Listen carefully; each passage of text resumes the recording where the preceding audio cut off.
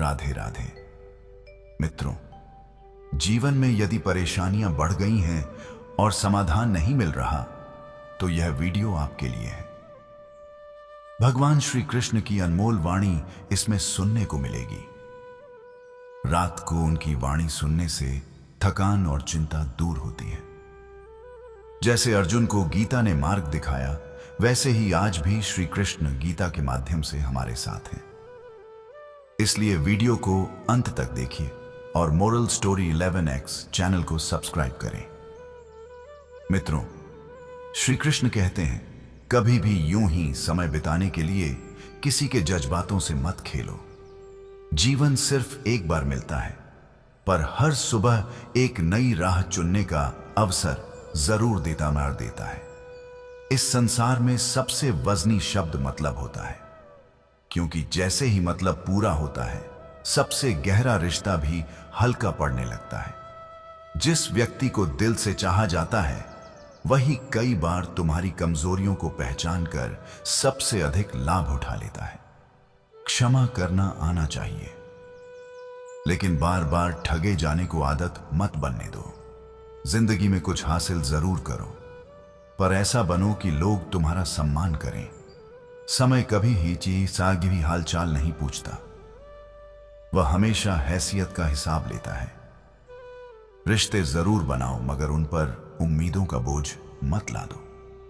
बादशाहों जैसी जिंदगी जीने के लिए पहले मेहनत गुलामों की तरह ही करनी पड़ती है। दूसरों को हराने की दौड़ में मत उलझो, क्योंकि असली विजय स्वयं पर नियंत्रण पाने में है। हुनर केवल योग्यता नहीं, बल्कि उस योग्यता, संगीत को सही समय पर इस्तेमाल करने की समझ भी है। जो पास है उसकी कद्र करो, और जो छूट गया उसे पीछे छोड़ दो। जब लोग तुम्हारे खिलाफ बोले, तो वह व्यथित मत होना। अक्सर यही उनका महत्व जताने का तरीका होता है। जीवन में वही सबसे आगे बढ़ता है जो सफर की धूल को रंग समझकर मुस्कुराता हुआ चलता रहता है। श्री कृष्ण कहते हैं, हर मनुष्य अपनी सोच और अपने कर्मों की ही संगीत पर छाई होता है। जो अपनी शक्ति और ध्यान को सही दिशा देता है, वही भीतर से शांति और संतुलन महसूस करता है। दूसरों की जरूरत से अधिक चिंता करना अंत में केवल पीड़ा ही देता है। अपने आत्मसम्मान और स्वयं से प्रेम को सबसे ऊपर रखना ही वास्तविक सुख है। अत्यधिक भावनात्मक जुड़ाव कई बार खुद के लिए ही हानिकारक सिद्ध होता है। इसलिए किसी भी रिश्ते को अपनाने से पहले उसे समय देना और गहराई से समझना आवश्यक है। जिसने अच्छे समय में तुम्हारी इज्जत की है, वही सच्चा साथी कहलाने योग्य है। मगर हद से ज्यादा अपेक्षाएं अक्सर निराशा को जन्म देती हैं। इसलिए हर बात में संतुलन बनाए रखना जरूरी है। जीवन में भूलें सभी से होती हैं, लेकिन उन्हीं भूलों से सबसे मूल्यवान सीख मिलती है। श्री कृष्ण कहते हैं कि रिश्तों की अहमियत जितनी समझी, संगीत जानी चाहिए, उतनी अक्सर समझी नहीं जाती। हम यह मान लेते हैं कि संबंध हमेशा मजबूत रहेंगे, जबकि सच यह है कि जो छोड़कर चले जाते हैं, वे कभी गहरे रिश्ते होते ही नहीं। सच्चा संबंध वही होता है जो मुस्कान को देखे, पीड़ा को महसूस करे और कठिन समय में साथ ना छोड़े। दुनिया लगातार बदलती रहती है, लेकिन जो सच्चे होते हैं, वे हर परिस्थिति में एक दूसरे के साथ खड़े रहते हैं। जो संगीत हमसे प्रेम करते हैं, वही कभी कभी हमें चोट भी पहुंचाते हैं, और कई बार हमारी आंखों में नफरत की परछाई बन संगीत जाते हैं। पर क्या सच में उनसे घृणा करना समाधान है? रिश्तों की वास्तविक सुंदरता इसी में है कि वे कष्टों के बाद भी और मजबूत बनते हैं। कठिनाइयां आती हैं तो वे दिलों को और करीब ले आती हैं। हमारी समझदारी और सहनशीलता ही इस संसार को बेहतर दिशा देती है। अंततः जीवन यह सिखा ही देता है कि चाहे हालात जैसे भी हो, हर चुनौती से लड़ने की शक्ति हमारे भीतर ही छिपी होती है। जीवन की सबसे बड़ी सीख अक्सर उन्हीं गलतियों से मिलती है जिनसे बच पाना संभव नहीं था। जितना गहरा पतन होता है, उतनी ही ऊंची उड़ान की क्षमता भी जन्म लेती है। यदि नीयत साफ हो तो भय की कोई आवश्यकता नहीं रहती। परेशानियां आएंगी, लेकिन सत्य और ईमानदारी हमेशा सहारा बनते हैं। अनदेखा करने से रिश्ते नहीं सुलझते, और यदि संसार को बेहतर बनाना है तो हर समस्या में बैठकर संवाद करना सीखना होगा। अपने मन में यह विश्वास बनाए रखो कि हर कठिन दौर के बाद अंततः बेहतर परिणाम ही सामने आता है। जब कठिन परिस्थितियां चारों ओर से घेर लेती हैं, तब वही पल होता है जब इंसान को सबसे अधिक अपने लोगों के सहारे की आवश्यकता पड़ती है। संबंधों में भरोसा बनाए रखने से ही उन्हें जीवित रखा जा सकता है। कई बार यह संसार हमें हमारी पहचान को लेकर असमंजस में डाल देता है, लेकिन वास्तविक पहचान वही होती है जिसे व्यक्ति अपनी मेहनत और नीयत से गढ़ता है। इस दुनिया में तब तक कोई आगे नहीं बढ़ सकता जब तक वह स्वयं को बदलने का साहस ना करे। अपनी चूकों से सीख लो, उन्हें स्वीकार करना जानो, और हर हाल में ईमानदारी को थामे रखो। यदि तुम सच्चाई के साथ खड़े रहोगे तो यही समाज तुम्हें सबसे अधिक सम्मान देगा। जीवन की राह पर चलते हुए हमेशा यह स्मरण रखो कि वही कार्य करो जो तुम्हारा मन चाहता है। लोगों की बातों से संगीत भयभीत मत हो, क्योंकि वे कुछ ना कुछ कहते ही रहेंगे। स्वयं को निखारो, अपने मार्ग पर भरोसा रखो और अपने सपनों को वास्तविकता में बदलो। श्री कृष्ण कहते हैं कि जब तक हृदय में सच्चाई और ईमान बना रहता है, तब तक रास्ते कभी अवरुद्ध नहीं होते। कोई भी ताकत तुम्हारी नाव को डुबो नहीं सकती, क्योंकि ईश्वर अपने भक्तों की सदैव रक्षा करता है। यह सत्य है कि समय और हालात निरंतर बदलते रहते हैं, पर जिनके भीतर परिश्रम और प्रेम बसता है, वे कभी हारते नहीं। जीवन का सबसे कठिन संग्राम अपने मन पर विजय पाने का होता है। यदि मन को वश में कर लिया जाए तो संसार की हर बाधा सरल लगने लगती है। न्याय आने में देर भले हो, पर यह स्मरण रखो कि वह सही समय और सही ढंग से ही आता है। किसी व्यक्ति की असली पहचान उसकी अच्छाइयों में छिपी होती है। वह ना तो दूसरों की घृणा से डरता है और ना ही अपने मूल स्वभाव से समझौता करता है। संसार में हर उपलब्धि की चाबी कठिन परिश्रम और सच्चे इरादों में ही छिपी है। जब तुम अपने कार्य क्षेत्र में श्रेष्ठता प्राप्त कर लेते हो, तब सफलता स्वयं तुम्हारी ओर खींची चली आती है। सत्य का मार्ग हमेशा आसान नहीं होता, पर जो अपने सपनों के लिए संघर्ष करता है, वही वास्तविक विजेता कहलाता है। रिश्तों की सच्ची सुंदरता एक दूसरे की कमजोरियों को अपनाने में होती है। यदि तुम पूर्णता की तलाश में निकलोगे तो उम्र भर अकेले ही रह जाओगे। कभी कभी पुरानी स्मृतियां भी किसी खजाने से कम नहीं होती। यदि उन्हें बेचा जा सकता तो शायद हम भी अमीरों में गिने जाते। लेकिन इन्हीं अनुभवों से जीवन का वास्तविक अर्थ समझ में आता है। हर नई शुरुआत के साथ थोड़ा भय जुड़ा होता है, पर याद रखना, यही डर साहस को और मजबूत करता है। जीवन की परीक्षा विद्यालय की परीक्षा जैसी नहीं होती, क्योंकि यहां हर इंसान का प्रश्न पत्र अलग होता है। इसी कारण जीवन में नकल से सफलता संभव नहीं। हर व्यक्ति को अपने उत्तर स्वयं खोजने पड़ते हैं। किसी को अपनी पसंद बना लेना कठिन नहीं, पर किसी की पसंद बन जाना सचमुच बहुत बड़ी उपलब्धि है। यह तभी संभव है जब इंसान भीतर से सच्चा और सरल हो। बाहरी सहारों पर निर्भरता व्यक्ति को कमजोर बना देती है। आत्मनिर्भरता और एकांत के क्षण स्वयं को समझने और सशक्त बनाने में सहायता करते हैं। आज चाहे कितनी भी संपत्ति अर्जित कर ली जाए, आने वाले कल के बारे में सोचना भी उतना ही आवश्यक है। जीवन का सबसे बड़ा सत्य यही है कि एक दिन ऐसा आएगा जब केवल कर्म ही तुम्हारी ओर से बोलेंगे। दूसरों की सोच की चिंता छोड़ दो और अपनी पहचान अपने कर्मों से निर्मित करो। सच्चा सुकून उसी व्यक्ति को प्राप्त होता है जो अपनी चाहतों पर नियंत्रण रखता है, कम शब्दों में बात करता है और अपने हर कर्म में सच्चाई को अपनाए रखता है। जो व्यक्ति वास्तव में तुमसे प्रेम करता है वह कभी तुमसे अपेक्षाओं का बोझ नहीं डालेगा। समय हर किसी के लिए न्यायपूर्ण होता है।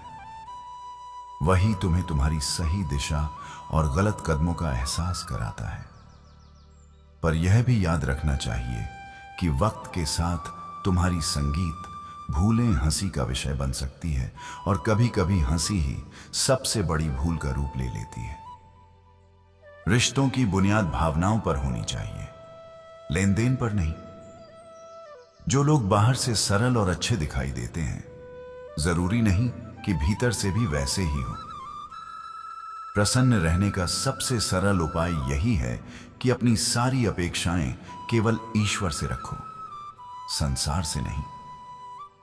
यह मत भूलो कि जो किसी के लिए बुरा नहीं सोचता वही वास्तव में सच्चा मनुष्य होता है और वही अपने जीवन में वास्तविक शांति और आनंद का अनुभव कर पाता है। श्री कृष्ण कहते हैं कि आज भी तुम्हारे पास अवसर शेष है। जो तुम्हें प्राप्त नहीं हुआ वह शायद तुम्हारे हित में नहीं था। जो अभी तुम्हारे पास है वही सर्वोत्तम है और जो भविष्य में मिलेगा वह भी मंगलमय होगा। केवल वही लोग जीवन को गहराई से समझ पाते हैं जिन्होंने अपने हिस्से का संघर्ष, पीड़ा और धोखा झेला। में मुक्ता झेला ही मैंने चौड़ेला होता है। दूसरों की खुशियों में शामिल रहो, लेकिन अपनी मानसिक शांति को सुरक्षित रखो। सफलता तुरंत नहीं मिलती, पर यदि निश्चय दृढ़ हो तो एक दिन अवश्य मिलती है। मेरा प्रेम हर प्राणी को स्वतंत्रता का बोध कराता है। यह प्रेम किसी बंधन का नाम नहीं, बल्कि मुक्ति का मार्ग है। यदि जीवन में कुछ हासिल करना है तो अपने तरीके बदल सकते हो, लेकिन अपने इरादों से कभी समझौता मत करना। जितना बड़ा संघर्ष होगा, विजय उतनी ही भव्य होगी। जब तुम सत्य का साथ दोगे तो बहुत लोग तुम्हें गलत समझेंगे, पर हमेशा अहंकार से दूर रहना। जो कुछ भी तुम्हारे पास है वह ईश्वर की कृपा है। एक दिन सब कुछ मिट्टी में मिल जाना है, इसलिए सरल और सहज बने रहो। तुम्हें हीरे की तरह तराशा गया है। जितना अधिक हिसाब होगा उतनी ही अधिक चमक उभरेगी। एक विवेकशील व्यक्ति कभी प्रतिशोध की भावना नहीं रखता, क्योंकि उसे भरोसा होता है कि ईश्वर सही समय पर हर किसी का लेखा जोखा करता है। जो चीजें स्वयं चलकर जीवन में आती हैं, उनमें एक अलग ही संतोष होता है। क्षमा मांगना यह सिद्ध नहीं करता कि कौन सही है और कौन गलत, बल्कि यह दर्शाता है कि तुम उस संबंध को खोना नहीं चाहते। गिर जाना आसान है, किसी को गिरा देना उससे भी आसान, लेकिन किसी का हाथ थामकर उसे आगे बढ़ाना सबसे कठिन कार्य है। याद रखो, जो बीत गया वह अच्छा था, जो वर्तमान में है वह उससे बेहतर है, और जो आने वाला है वह सर्वश्रेष्ठ होगा। जब पानी गंदला हो जाए तो उसे हिलाना नहीं चाहिए।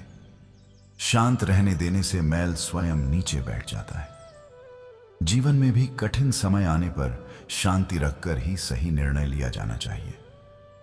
हे अर्जुन, तुम उन बातों के लिए शोक कर रहे हो जो शोक के संगीत योग्य नहीं है।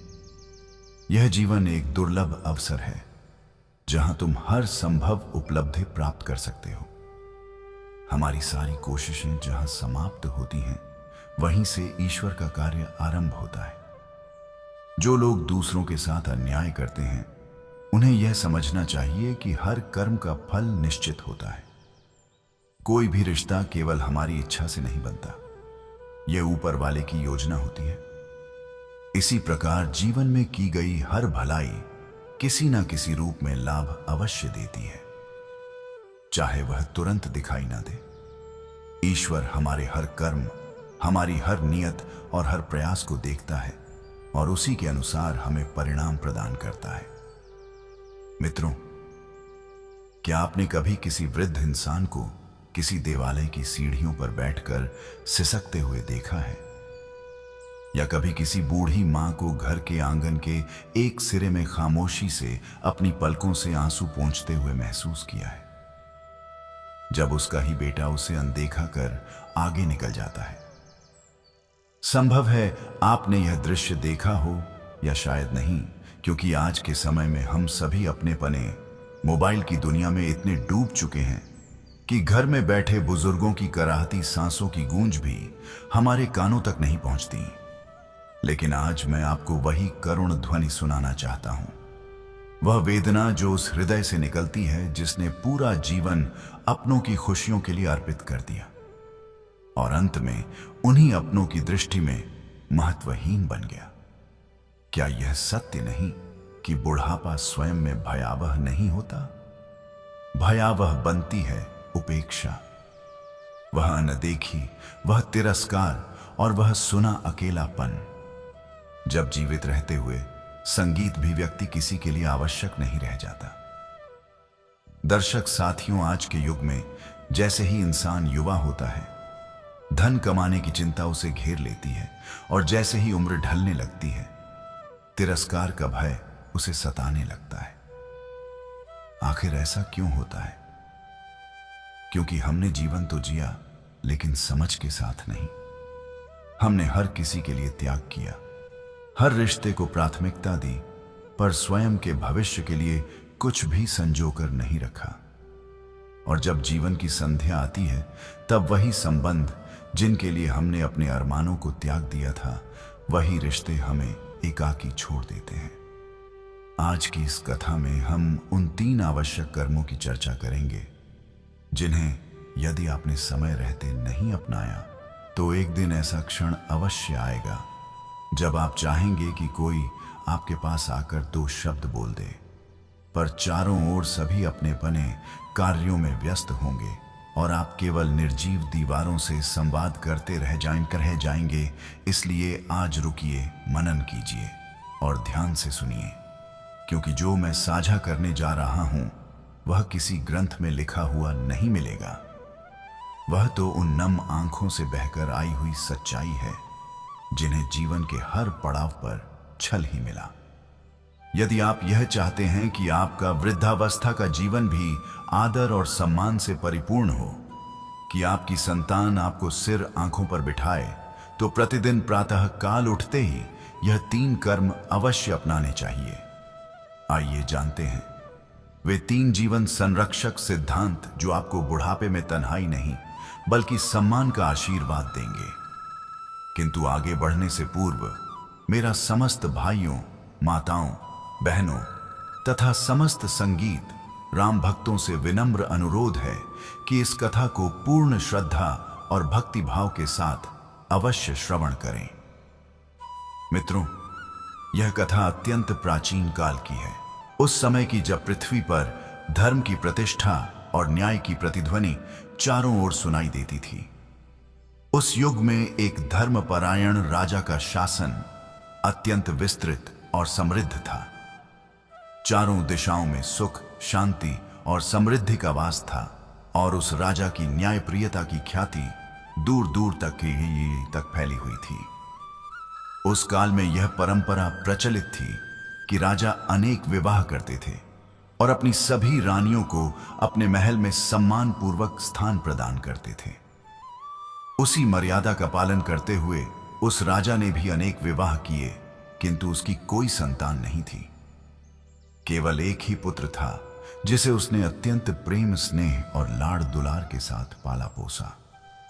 वह बालक आयु में भले ही छोटा था, परंतु उसका स्वरूप तेजस्वी, मन शांत और हृदय अत्यंत कोमल था। राजा अब वृद्धावस्था की ओर बढ़ चुका था और वह चाहता था कि उसका पुत्र ही आगे चलकर राज्य का दायित्व संभाले। किंतु उससे पूर्व उसने राजकुमार के विवाह का निर्णय लिया। जब राजकुमार का विवाह संपन्न हुआ तब उसकी आयु मात्र 12 वर्ष की थी और समय के साथ एक के बाद एक उसके साथ विवाह कर दिए गए।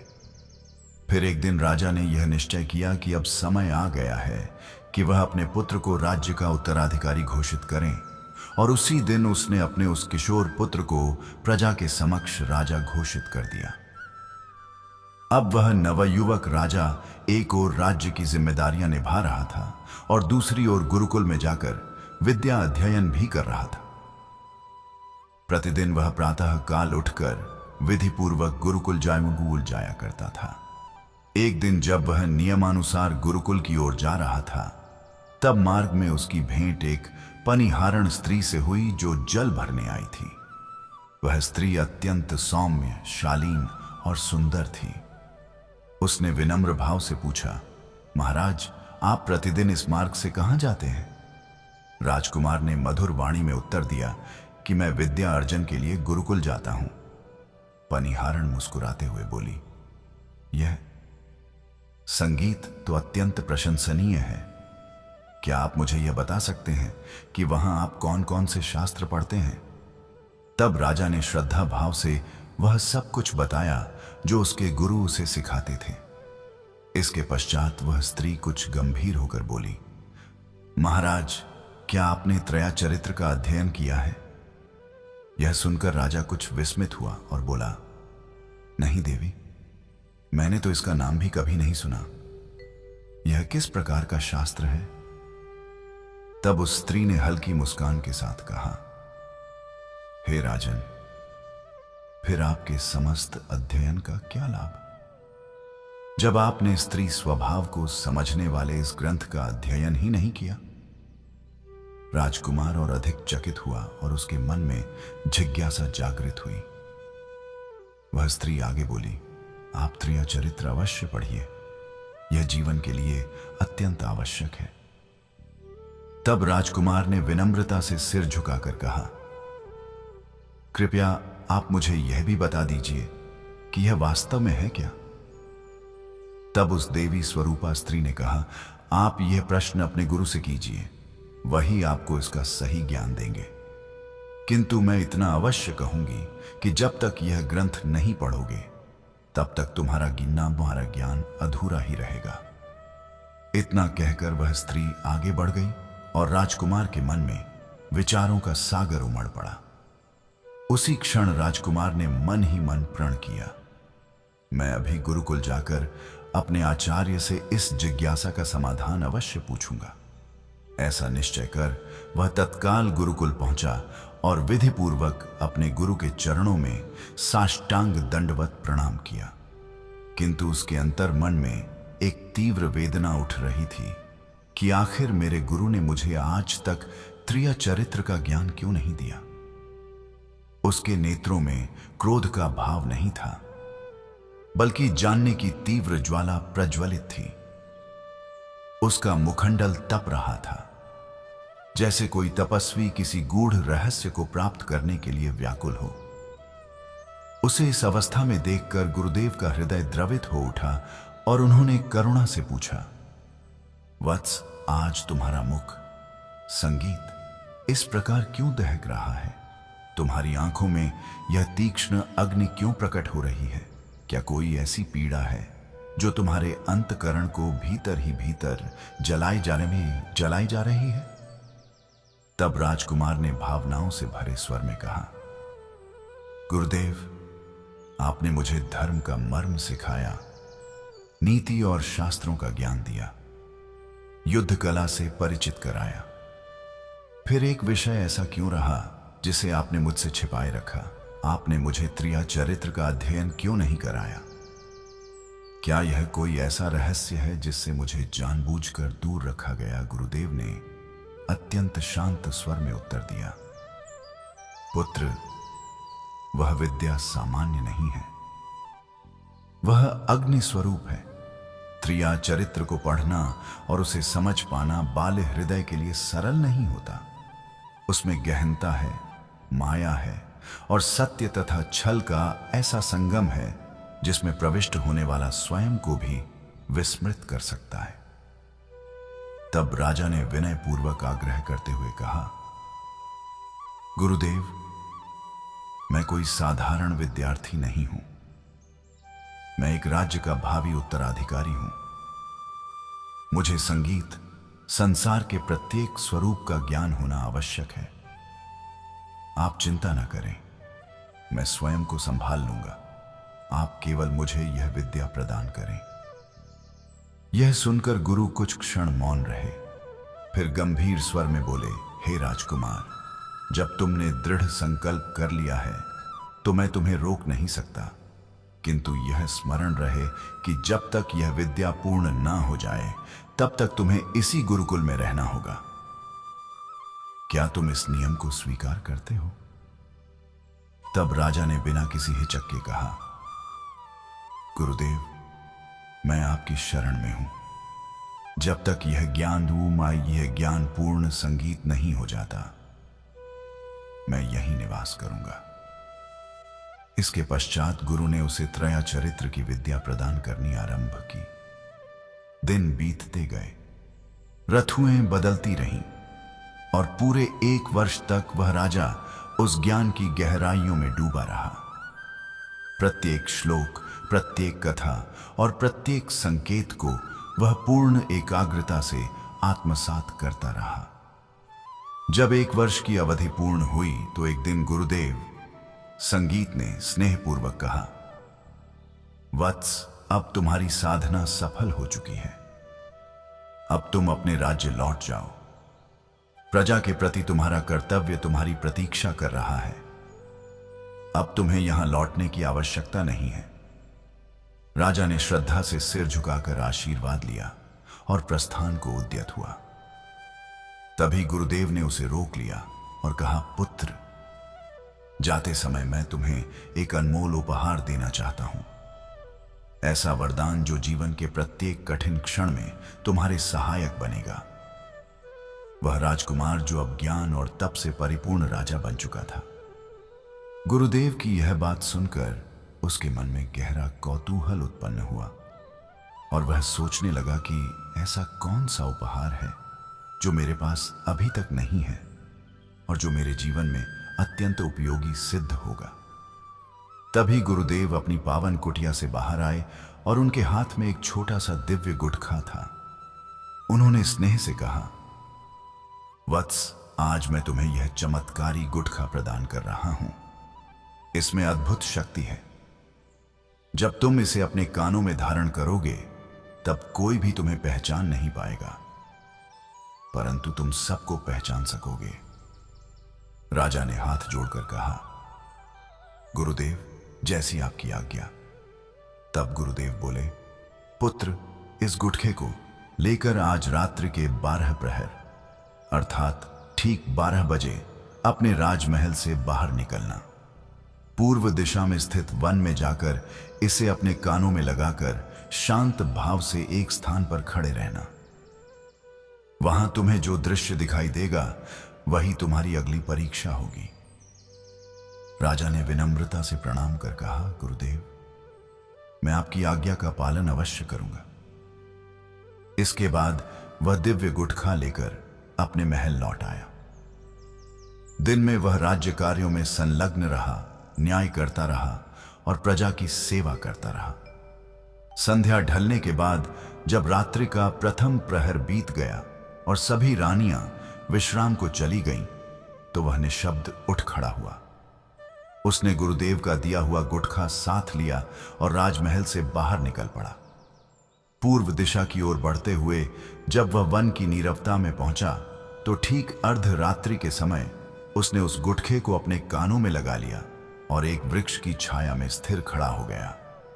कुछ ही क्षणों में उसने दूर से उसी पनिहारण स्त्री को आते देखा जो कभी मार्ग में मिली थी और जिसने उसे त्रिया चरित्र पढ़ने की प्रेरणा दी थी। उस रहस्यमय रात्रि में वह एक थाली लिए गहन वन की ओर बढ़ रही थी।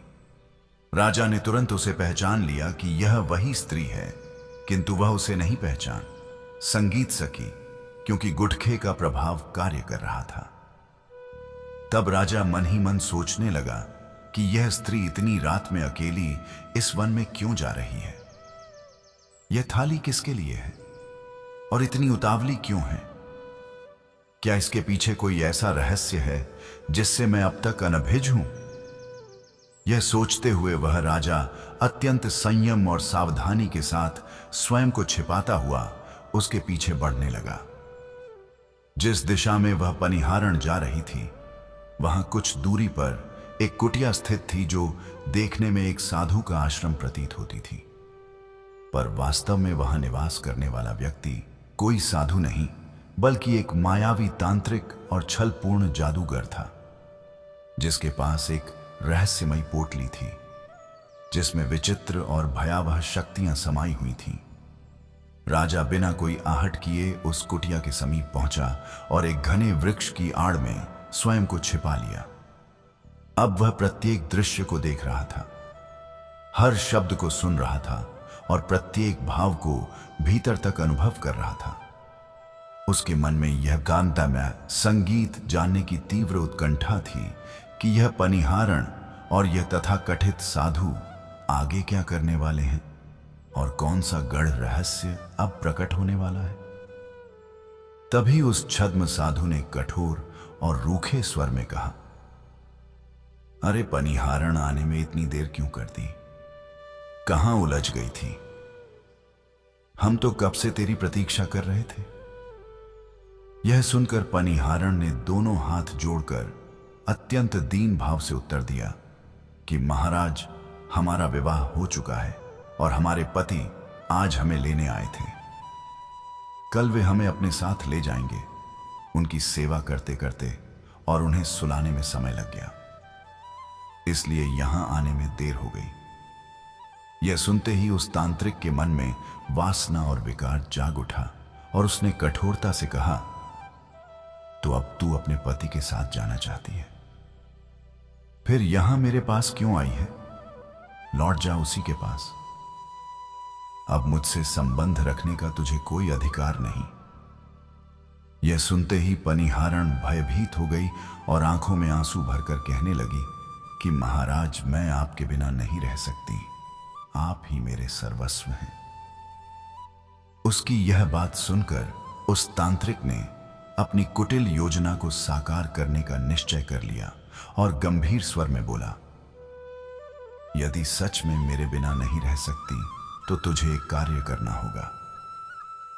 पनिहारण ने व्याकुल होकर पूछा, आज्ञा दीजिए महाराज, आपके लिए मैं क्या नहीं कर सकती। तब उस तांत्रिक ने अपनी झोली से एक लंबा और चमकदार चाकू निकाला जो भय का वातावरण उत्पन्न कर रहा था और उसे थमाते हुए कहा, मेरे और तेरे बीच अब केवल एक बाधा है। तेरा पति जा और उस बाधा को समाप्त कर दे, उसकी गर्दन काटकर मेरे पास ले आ। तभी मैं तुझे स्वीकार करूंगा और तभी तू मेरी पत्नी बन सकेगी। वह पनिहारण जिसने मोह के अंधकार में अपना विवेक और धर्म दोनों खो दिए थे, बिना कुछ सोचे उस चाकू को लेकर अपने घर की ओर दौड़ पड़ी। उस समय उसका पति गहरी नींद में था।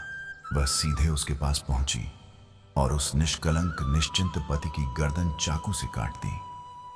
अपने ही स्वामी का कटा हुआ सिर हाथों में लिए रक्त से लथपथ वह फिर उसी तांत्रिक के पास लौट आई एंड आई। दूसरी ओर वह राजा जो दिव्य गुटखा लगाए सब कुछ देख रहा था, इस भयानक घटनाक्रम का साक्षी बना हुआ था। उसकी आत्मा कांप रही थी, लेकिन वह धैर्यपूर्वक यह देखने को विवश था कि इस महापाप का अंत क्या होता है। जब उस तांत्रिक ने देखा कि पनिहारण सचमुच अपने पति का सिर काट लाई है, तो उसके भीतर भी क्रोध भड़क उठा और वह गरजते हुए बोला,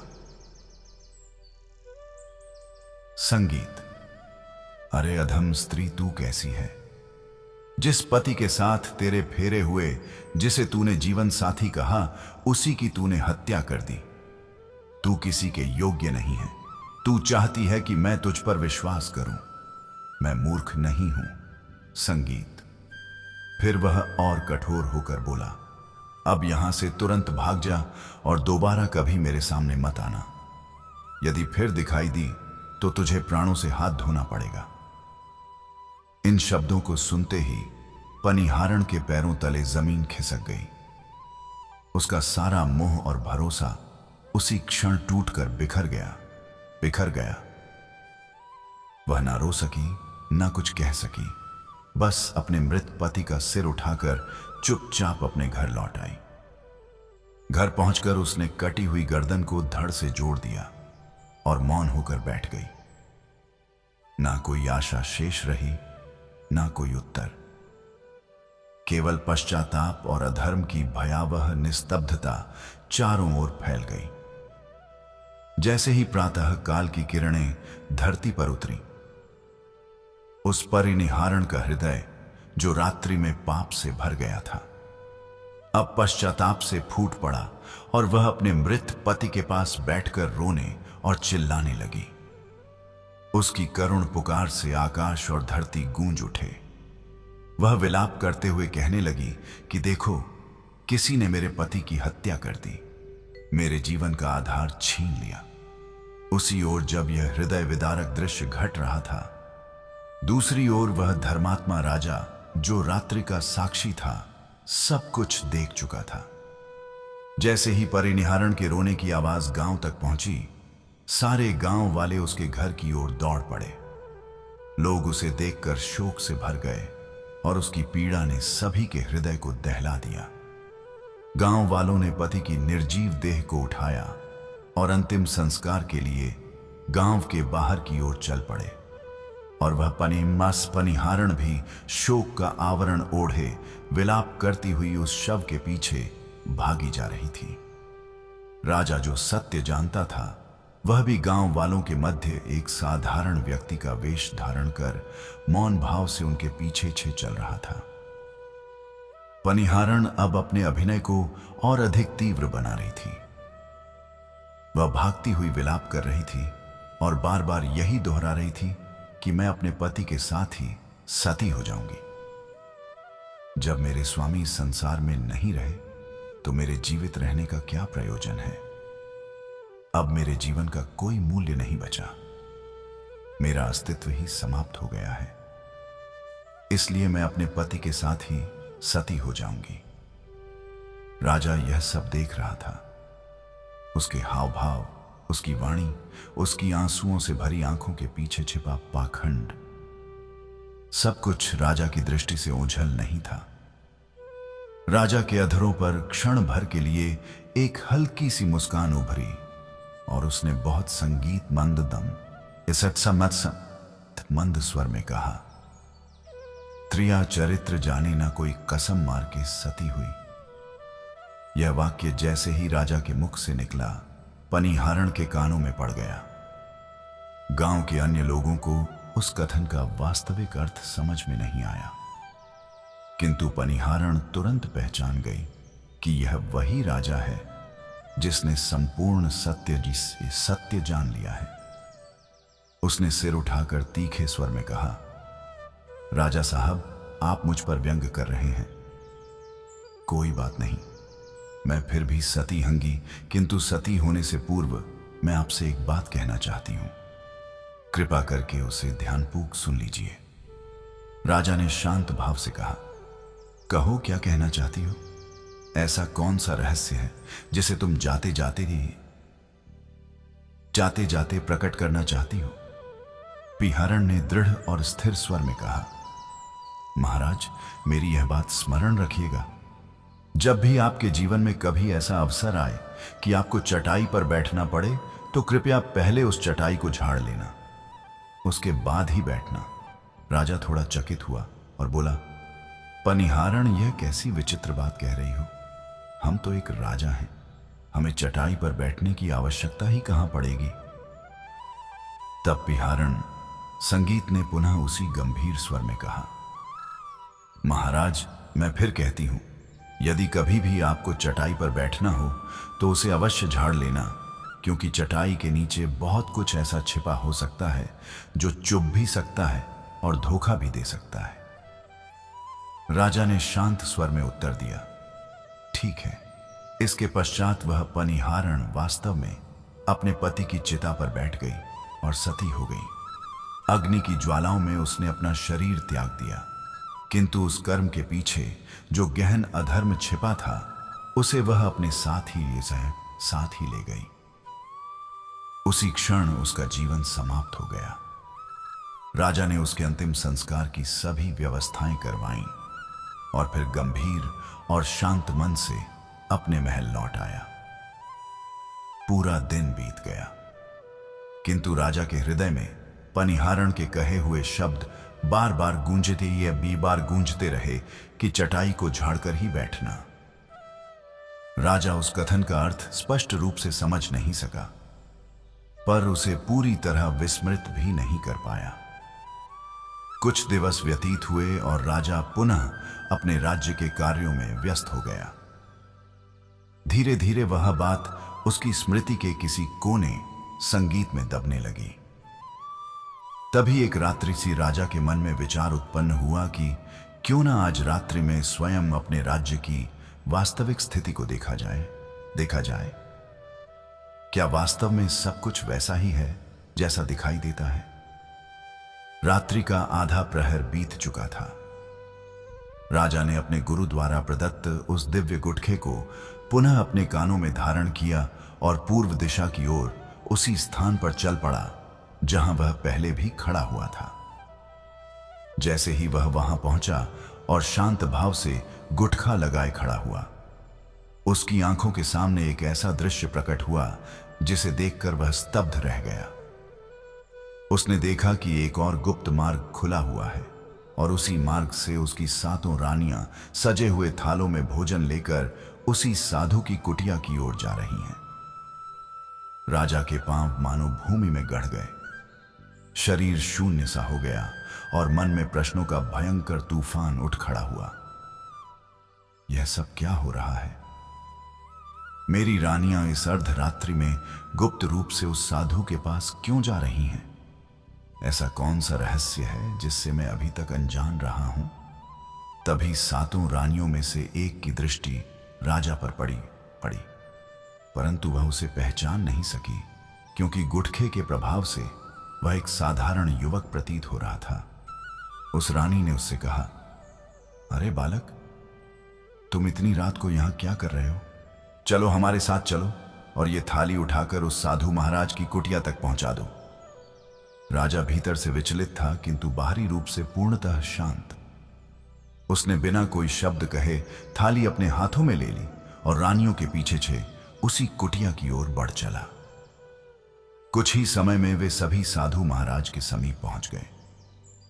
राजा एक कोने में चुपचाप खड़ा होकर सब कुछ देख रहा था और मन ही मन सोच रहा था कि मेरे महल में, मेरे राज्य में किसी वस्तु का अभाव नहीं है। फिर ऐसा क्या है जो मेरी 7 रानियों को यहां खींच लाता है? उस साधु के पास ऐसा क्या है जो मेरे महल में नहीं? क्या वह वास्तव में कोई तपस्वी है या कोई मायावी छल करता? राजा इन्हीं विचारों में डूबा हुआ था कि तभी साधु महाराज ने तीक्ष्ण दृष्टि उठाकर कहा, यह कौन है? इसे यहां कौन लेकर आया है? तब रानियों ने हाथ जोड़कर उत्तर दिया, महाराज, यह एक बालक है। यह रास्ते में हमें खड़ा मिला। इसने हमारा साथ दिया और सहायता करते हुए थाली उठाकर हमारे संग यहां तक आ गया। कृपा करके इसे आज की रात्रि यहीं ठहरने की अनुमति दीजिए। प्रभात होते ही यह स्वयं यहां से चला जाएगा। रानियों की यह बात सुनकर साधु महाराज ने मंद गति से सिर हिलाया और स्वीकृति दे दी। फिर उन्होंने अपने एक सेवक शिष्य को बुलाकर कहा, पुत्र, इस बालक के विश्राम की व्यवस्था किसी कक्ष में कर दो। यह आज की रात यहीं ठहरेगा। वह शिष्य राजा को आदर पूर्वक एक एकांत कक्ष में ले गया। उस कक्ष में भूमि पर एक चटाई बिछी हुई थी। शिष्य ने संकेत करते हुए कहा, भाई, यही चटाई है। आज की रात्रि तुम्हें यहीं बितानी होगी और इसी पर विश्राम करना होगा। राजा ने सहज स्वर में कहा, ठीक है, मैं यहीं ठहरूंगा।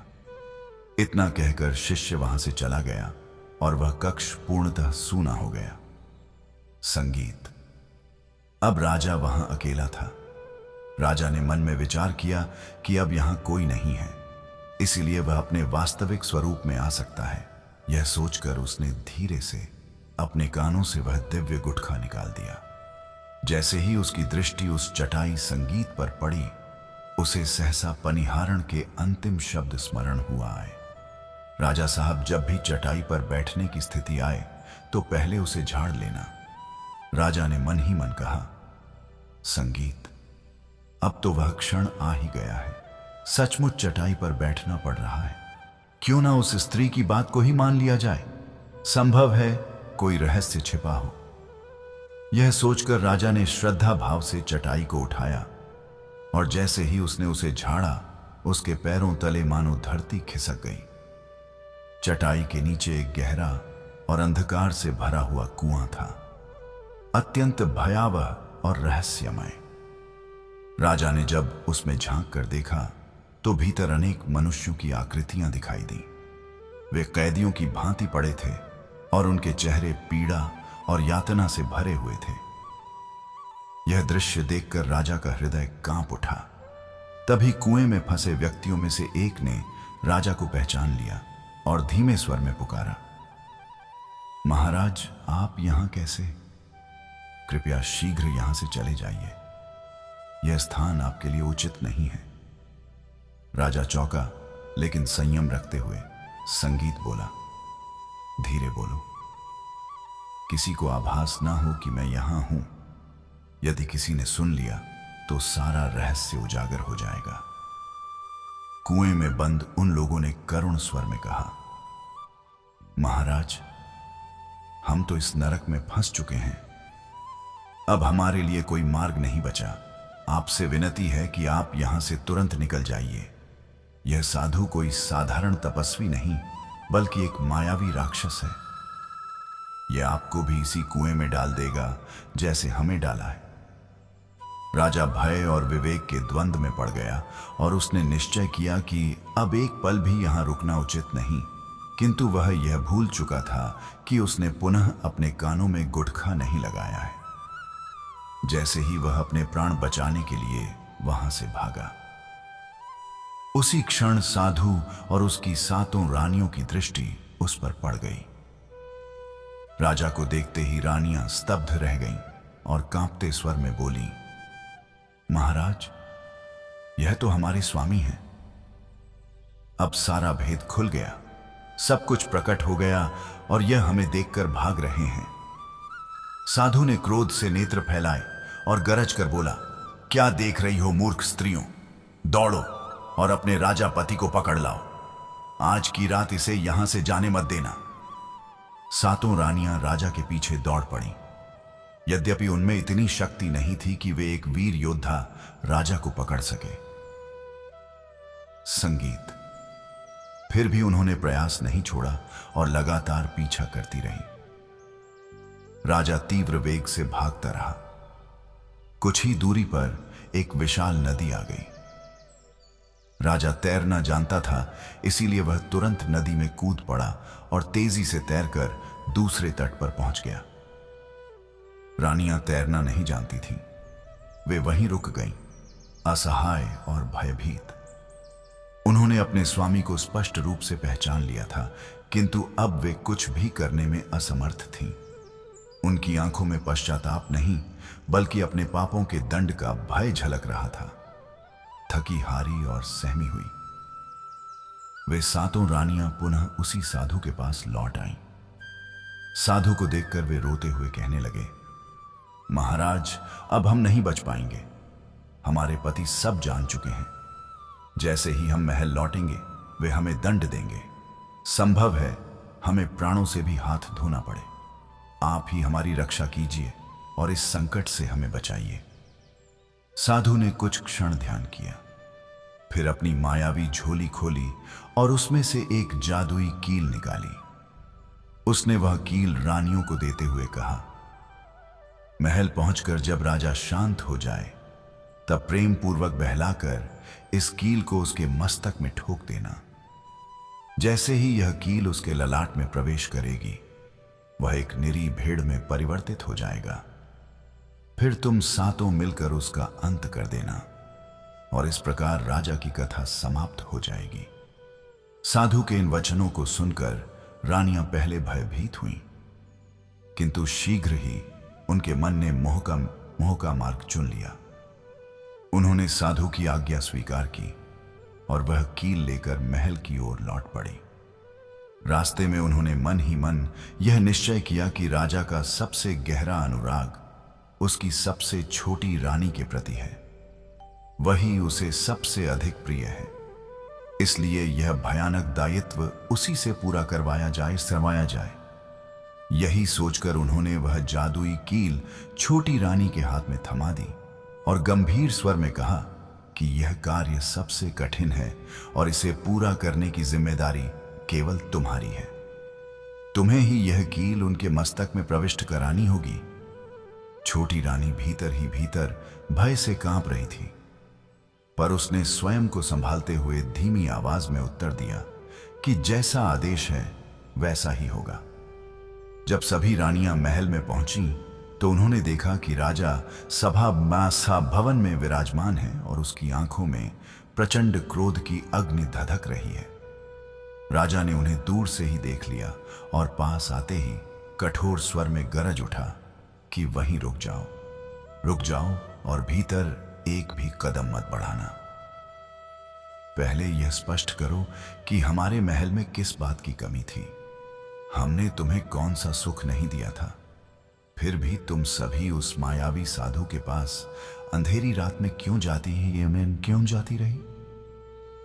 राजा की वाणी में आक्रोश के साथ गहरी पीड़ा और धर्म का आह्वान था। सातों रानियां करुणा से भरकर कांपते शरीर से दोनों हाथ जोड़कर राजा के चरणों में गिर पड़ी और दयनीय स्वर में क्षमा याचना करने लगी कि महाराज, हमसे भयंकर भूल हो गई। उस साधु ने हम पर कोई मोहिनी विद्या चला दी थी। किसी तंत्र प्रभाव से हमारी संगीत बुद्धि भ्रमित हो गई।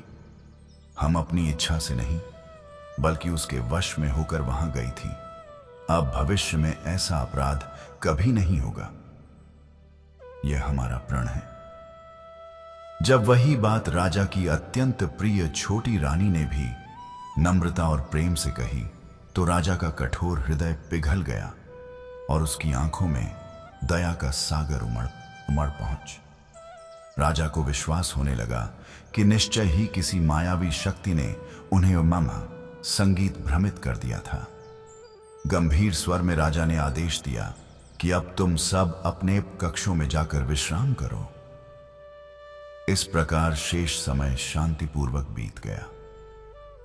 संध्या हुई, दीप प्रज्वलित हुए, भोजन परोसा गया। राजा और छोटी रानी साथ बैठकर भोजन करने लगे। रानी ने स्नेहपूर्वक भोजन कराया और फिर उसी प्रेम से राजा को शैया तक ले जाकर सुला दिया। जैसे ही राजा गहरी निद्रा में लीन हुआ, अन्य रानियां भी चुपचाप उस कक्ष में प्रवेश कर गईं। छोटी रानी ने कांपते हाथों से वह जादुई कील निकाली और एक ही क्षण में राजा के मस्तक में ठोक दी। पल भर में राजा कराह उठा, पर उसी समय उसका स्वरूप बदल चुका था और वह एक निरी भेड़ बन गया था। सम्राट का बल अब एक दुर्बल पशु के शरीर में कैद हो चुका था। जैसे ही वह भेड़ बना, रानियां उसे चारों ओर से घेरकर मारने दौड़ी, परंतु उस राजा ने, जिसने जीवन भर साहस नहीं छोड़ा था, उसने इस विकट क्षण में भी धैर्य बनाए रखा और महल के गलियारों में भागता रहा। रानियां उसके पीछे दौड़ती रहीं। वह प्राण रक्षा के लिए इधर उधर भागता रहा। तभी उसकी दृष्टि एक खुली खिड़की पर पड़ी। साहस जुटाकर उसने छलांग लगाई और वन की ओर भाग निकला। भय और थकान से कांपता हुआ वह सीधा अपने गुरुदेव की शरण में पहुंचा और रोते स्वर में रक्षा की गुहार लगाई।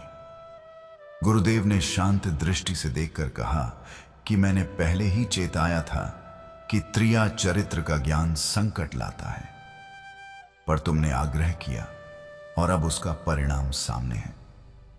राजा ने विलाप करते हुए कहा कि अब उपदेश नहीं, प्राणों की रक्षा चाहिए। गुरुदेव ने करुणा से कहा कि मनुष्य रूप लौटाना संभव नहीं, पर एक अंतिम उपाय शेष है। यदि स्वीकार करो तो तोते का रूप देकर तुम्हें राजा सुखवाल के राज्य भेजा जा सकता है, जहां उस साधु की माया निष्फल है। राजा ने श्रद्धा से स्वीकार किया। गुरुदेव ने तपोबल से उसे सुंदर तोते में परिवर्तित कर दिया। पंख फैलाकर वह उड़ चला और सुखवाल के राज्य में पहुंचकर अन्य तोतों के बीच बैठ गया। इधर सातों रानियां भय और पाप से ग्रस्त नगर भर में राजा को खोजती रहीं, पर जब कहीं पता नहीं चला तब उन्हें समझ आ गया कि राजा उनके हाथों से निकल गया है। तब वे फिर से उसी मायावी साधु की कुटिया की ओर लौट आईं। उनके मुख पर भय और बेचैनी स्पष्ट झलक रही थी। घबराई हुई रानियों ने हाथ जोड़कर कहा, महाराज, हमारे पति अचानक लुप्त हो गए हैं। अब केवल आप ही बताइए कि वे कहां छिपे हो सकते हैं और किस दिशा में पलायन कर गए हैं। साधु ने बिना कोई शब्द कहे अपनी रहस्यमयी पोटली संगीत खोली और आंखें मूंदकर ध्यानस्थ हो गया। कुछ ही पलों बाद उसने गंभीर स्वर में कहा कि अब वह मनुष्य नहीं रहा, वह तोते के रूप में परिवर्तित हो चुका है और इस समय राजा सुखवाल के राज्य की सीमा में पहुंच चुका है। यह सुनते ही सातों रानियों का हृदय भय और क्रोध से भर उठा। उन्होंने व्याकुल होकर पूछा, महाराज, अब आगे क्या किया जाए? कोई ऐसा उपाय बताइए जिससे वह हमारे हाथ आ सके। साधु ने पुनः कुछ समय तक ध्यान किया और फिर बोला कि तुम सब अपने महल लौट जाओ और पूरे राज्य में यह घोषणा करवा दो कि जो भी व्यक्ति जीवित तोता पकड़कर राजमहल में लाएगा उसे पुरस्कार स्वरूप 5 स्वर्ण अशरफियां प्रदान की जाएंगी। रानियों ने साधु की आज्ञा स्वीकार की और शीघ्र ही महल लौटकर वैसी ही घोषणा करवा दी। दरबारियों के माध्यम से ढिंढोरा पिटवाया गया कि सभी बहेलिए और पक्षी पकड़ने वाले ध्यान दें। जो भी एक तोता पकड़कर रानियों को सौंपेगा उसे भारी इनाम मिलेगा। यह सुनते ही राज्य के कोने कोने संगीत से बहेलिए सक्रिय हो गए और तोते पकड़ने निकल पड़े। वे एक के बाद एक कई तोते पकड़कर लाते और बदले में स्वर्ण मुद्राएं लेकर लौट जाते। निर्दयी रानियां उन निरह तोतों को एक एक कर मरवा देती। इसी प्रकार कई दिन बीत गए और राज्य में तोतों की संख्या घटती चली गई। रानियों की लालसा और साधु की कपटपूर्ण योजना में असंख्य निर्दोष पक्षियों का अंत हो चुका था। उधर वह राजा जो अब तोते का रूप धारण कर चुका था, राजा सुखवाल के राज्य में एक विशाल वृक्ष पर पहुंचा।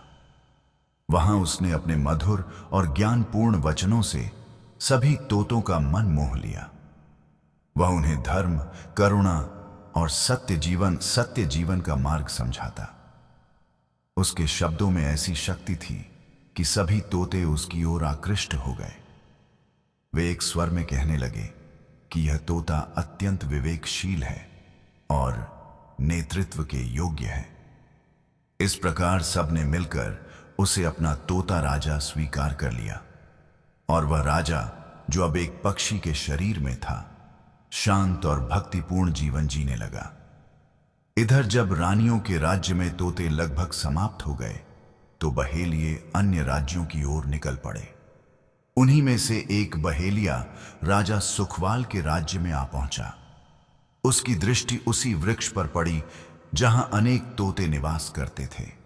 जैसे ही उसने वृक्ष को तोतों से भरा देखा, उसका मन लोभ से भर गया। उसने सोचा, यदि वह इन सबको पकड़ ले तो रानियों से अपार धन मिल सकता है।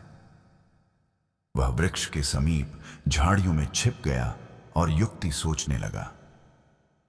वह वृक्ष ऐसा था जिससे स्वाभाविक रूप से गोंद निकलती थी। बहेलिए ने अपने औजार से तने पर गहरे घाव कर दिए, जिससे बहुत सी गोंद बहने लगी और पूरा वृक्ष उससे लथपथ हो गए, नाम तकदपर हो गया। वह प्रसन्न होकर मन ही मन योजना बनाने लगा कि संध्या होते ही जब तोते लौटेंगे तो गोंद में फंस जाएंगे। संध्या समय सभी तोते दाना चुक उसी वृक्ष पर लौट आए और बैठते ही उनके पांव गोंद में चिपक गए। वे घबरा उठे और उड़ने का प्रयास करने लगे, पर मुक्त न हो सके। भयभीत होकर वे अपने राजा तोते की ओर देखने लगे और प्रार्थना करने लगे कि अब क्या होगा। राजा तोते ने गंभीर और स्थिर स्वर में कहा कि भय मत करो। जब सुबह बहेलियां आए तो तुम सब अपनी गर्दन नीचे लटका देना और मृत समान दिखाई देना। वह हमें मरा समझकर गोंद से अलग करेगा और नीचे फेंक देगा। उसी क्षण हम सब उड़कर भाग जाएंगे। सभी तोतों को यह उपाय उचित प्रतीत हुआ और उन्होंने सहमति जताई। प्रातःकाल भेलिया वृक्ष के पास आया और जब उसने सभी तोतों को निष्प्राण अवस्था में देखा तो उसका मन विचलित हो उठा। वह दुखी स्वर में बोला कि यह कैसा अनर्थ हो गया। मैंने तो इन्हें मार डाला, अब ना इनाम मिलेगा ना पुण्य। उसी क्षण उसके हृदय में करुणा जागी और उसने सोचा कि जब यह मर ही चुके हैं तो इन्हें गोंद से छुड़ाकर नीचे गिरा देना ही उचित होगा। यही सही रहेगा, कुछ पुण्य का काम ही कर लेते हैं। यह सोचकर वह बहेलिया पेड़ पर चढ़ गया और बहुत सावधानी के साथ एक एक करके सभी तोतों को गोंद से छुड़ाकर नीचे गिराने लगा। जैसे ही वे धरती पर गिरे, उन्होंने एक ही क्षण में अपने पंख फैलाए और आकाश की ओर उड़ चले, स्वतंत्रता की ओर, जीवन की रक्षा की ओर और ईश्वर की शरण की ओर। यह दृश्य देखकर बहेलिया हक्का बक्का रह गया और विस्मय से बोल उठा कि यह क्या हो गया। यह सब तो जीवित निकले, इन्होंने तो मुझे ही छल में डाल दिया। मैं तो इन्हें मृत समझ बैठा था, मेरे साथ तो भारी धोखा हो बुखा हो गया। तभी उसने देखा कि वृक्ष पर अब केवल एक ही तोता शेष बचा है और वह कोई साधारण पक्षी नहीं बल्कि वही राजा था जो अब भी गोंद में चिपका हुआ था। क्रोधित बहेलिया ने उसे पकड़ लिया और कठोर स्वर में कहा कि सारी चाल तो तेरी ही थी, अब मैं तुझे सीधे राजमहल ले जाऊंगा और रानियों को सौंप दूंगा। कम से कम तेरे बदले मुझे 5 स्वर्ण अशरफियां तो मिल ही जाएंगी। यह कहकर वह उस तोते को पकड़कर राजमहल की दिशा में चल पड़ा। मार्ग में चलते हुए राजा तोते ने अत्यंत प्रेम पूर्वक पूछा कि भाई तुम मुझे कहां ले जा रहे हो। बहेलिया बोला कि तुझे रानियों के पास राजमहल ले जा रहा हूं, वे तुझे खरीदेंगी और मुझे इनाम देंगी। राजा ने फिर सहज भाव से पूछा कि तुम मुझे कितने में बेचोगे। बहेलिया गर्व से बोला कि तेरे बदले मुझे 5 अशरफियां मिलेंगी। तब राजा तोते ने शांत स्वर में कहा कि यदि मैं तुम्हें 5 नहीं बल्कि 5000 अशरफियां दिलवा दूं तो क्या तुम मुझे रानियों को नहीं बेचोगे। यह सुनकर बहेलिया चौंक गया और बोला कि बेचूंगा तो अवश्य, पर तू मुझे 5000 अशरफियां कैसे दिला सकता है। राजा तोते ने मंद मुस्कान के साथ कहा कि मेरी बात ध्यान से सुनो। यहां के राजा का नाम सुखवाल है और उनके राज्य में एक अत्यंत प्रसिद्ध बाजार लगता है। तुम मुझे वहीं ले चलो, मैं स्वयं अपना मूल्य निर्धारित करूंगा। तोते की इस अनोखी बात पर बहेलिया कुछ देर सोच में पड़ गया, फिर बोला कि ठीक है, जैसा तू कहता है वैसा ही करते हैं। इसके बाद वह बहेलिया उस तोते को लेकर राजमहल नहीं बल्कि सीधे राजा सुखवाल के दरबार और बाजार की ओर चल पड़ा।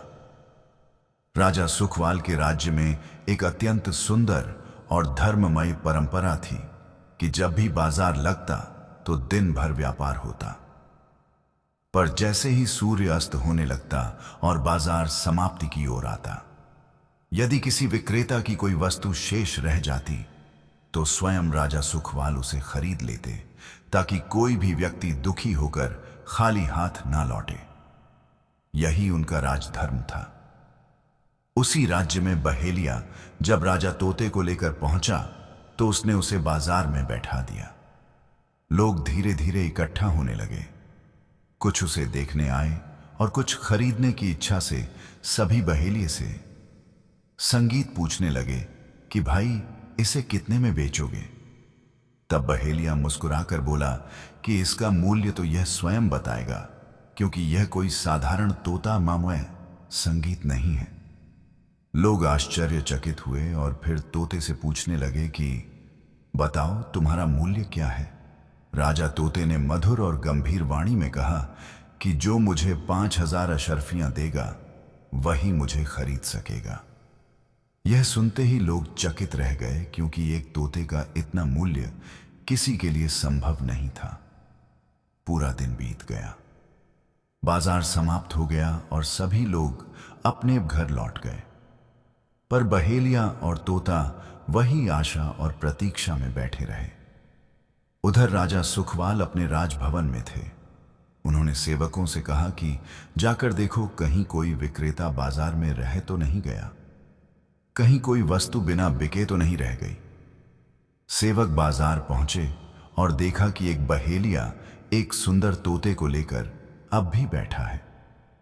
उन्होंने उससे पूछा कि तुम्हारा तोता क्यों नहीं बिका, क्या इसका मूल्य बहुत अधिक रखा है।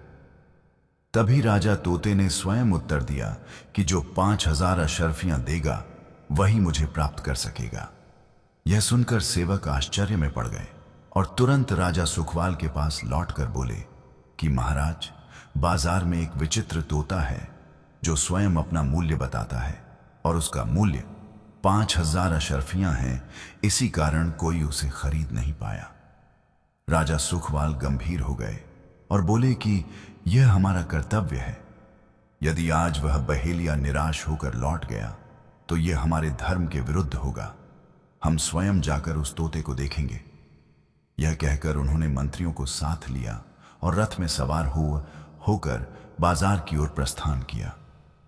वहां पहुंचकर उन्होंने बहेलिये को उसी स्थान पर बैठा हुआ पाया और राजा स्वयं उसके समीप गए तथा बड़े स्नेह से पूछा, भैया इस तोते का क्या मूल्य है। यह प्रश्न करते हुए राजा ने बहेलिया बिनमते संगीत की ओर देखा। तब बहेलिया दोनों हाथ जोड़कर आदर भाव से बोला, महाराज इसका मूल्य तो यह तोता स्वयं ही बताता है। राजा ने जिज्ञासा भरी दृष्टि से उस तोते को निहारा और मंद मुस्कान के साथ कहा, तो हे सुंदर पक्षी, स्वयं बताओ तुम्हारा मूल्य क्या है। वह तोता जो वास्तव में धर्म, संगीत, विवेक और नीति से परिपूर्ण एक महान राजा था, अत्यंत शांत और स्थिर स्वर में बोला, महाराज जो इस भाई को 500 अशर्फियां देगा वही मुझे प्राप्त कर सकेगा। राजा सुखवाल ने बिना एक पल भी संगीत गंवाए तुरंत अपने सेवकों को 500 स्वर्ण अशर्फियां लाने की आज्ञा दी। अशर्फियां लाई गईं और उसी क्षण बहेलिये को ससम्मान सौंप दी गई। इसके पश्चात राजा स्वयं उस तोते को अत्यंत आदर और स्नेह के साथ राजमहल ले आए।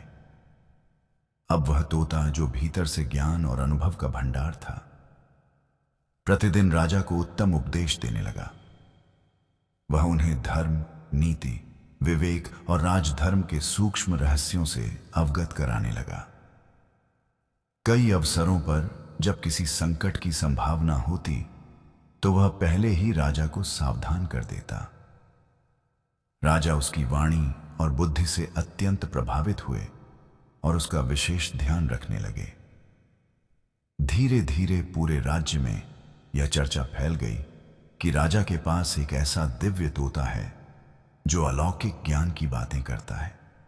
दरबारी भी उसे देखने आने लगे और आपस में कहने लगे कि यह तोता साधारण नहीं बल्कि किसी दिव्य आत्मा का स्वरूप है।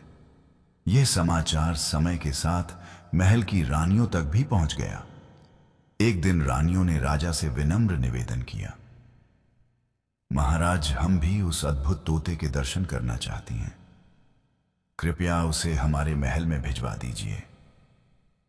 राजा ने स्नेहपूर्वक मुस्कुराते हुए सेवकों से कहा कि इस तोते को उसके पिंजरे सहित रानियों के महल में पहुंचा दो। सेवकों ने वैसा ही किया। अब वह तोता रानियों के महल में रहने लगा। रानियां उसे देखने आईं और जब वह उनसे मधुर वाणी में संवाद करने लगा तो उसके ज्ञान और स्वर से सभी स्त्रियां मोहित हो गईं। उन्होंने कहा, यह तोता वास्तव में अद्भुत है। तभी तो महाराज ने इसे इतनी अशर्फियां देकर प्राप्त किया है। अब रानियां भी उससे स्नेह करने लगीं, उसकी सेवा करने लगीं और प्रतिदिन उससे ज्ञानवर्धक बातें सुनने लगीं। इसी प्रकार समय धीरे धीरे व्यतीत होता गया।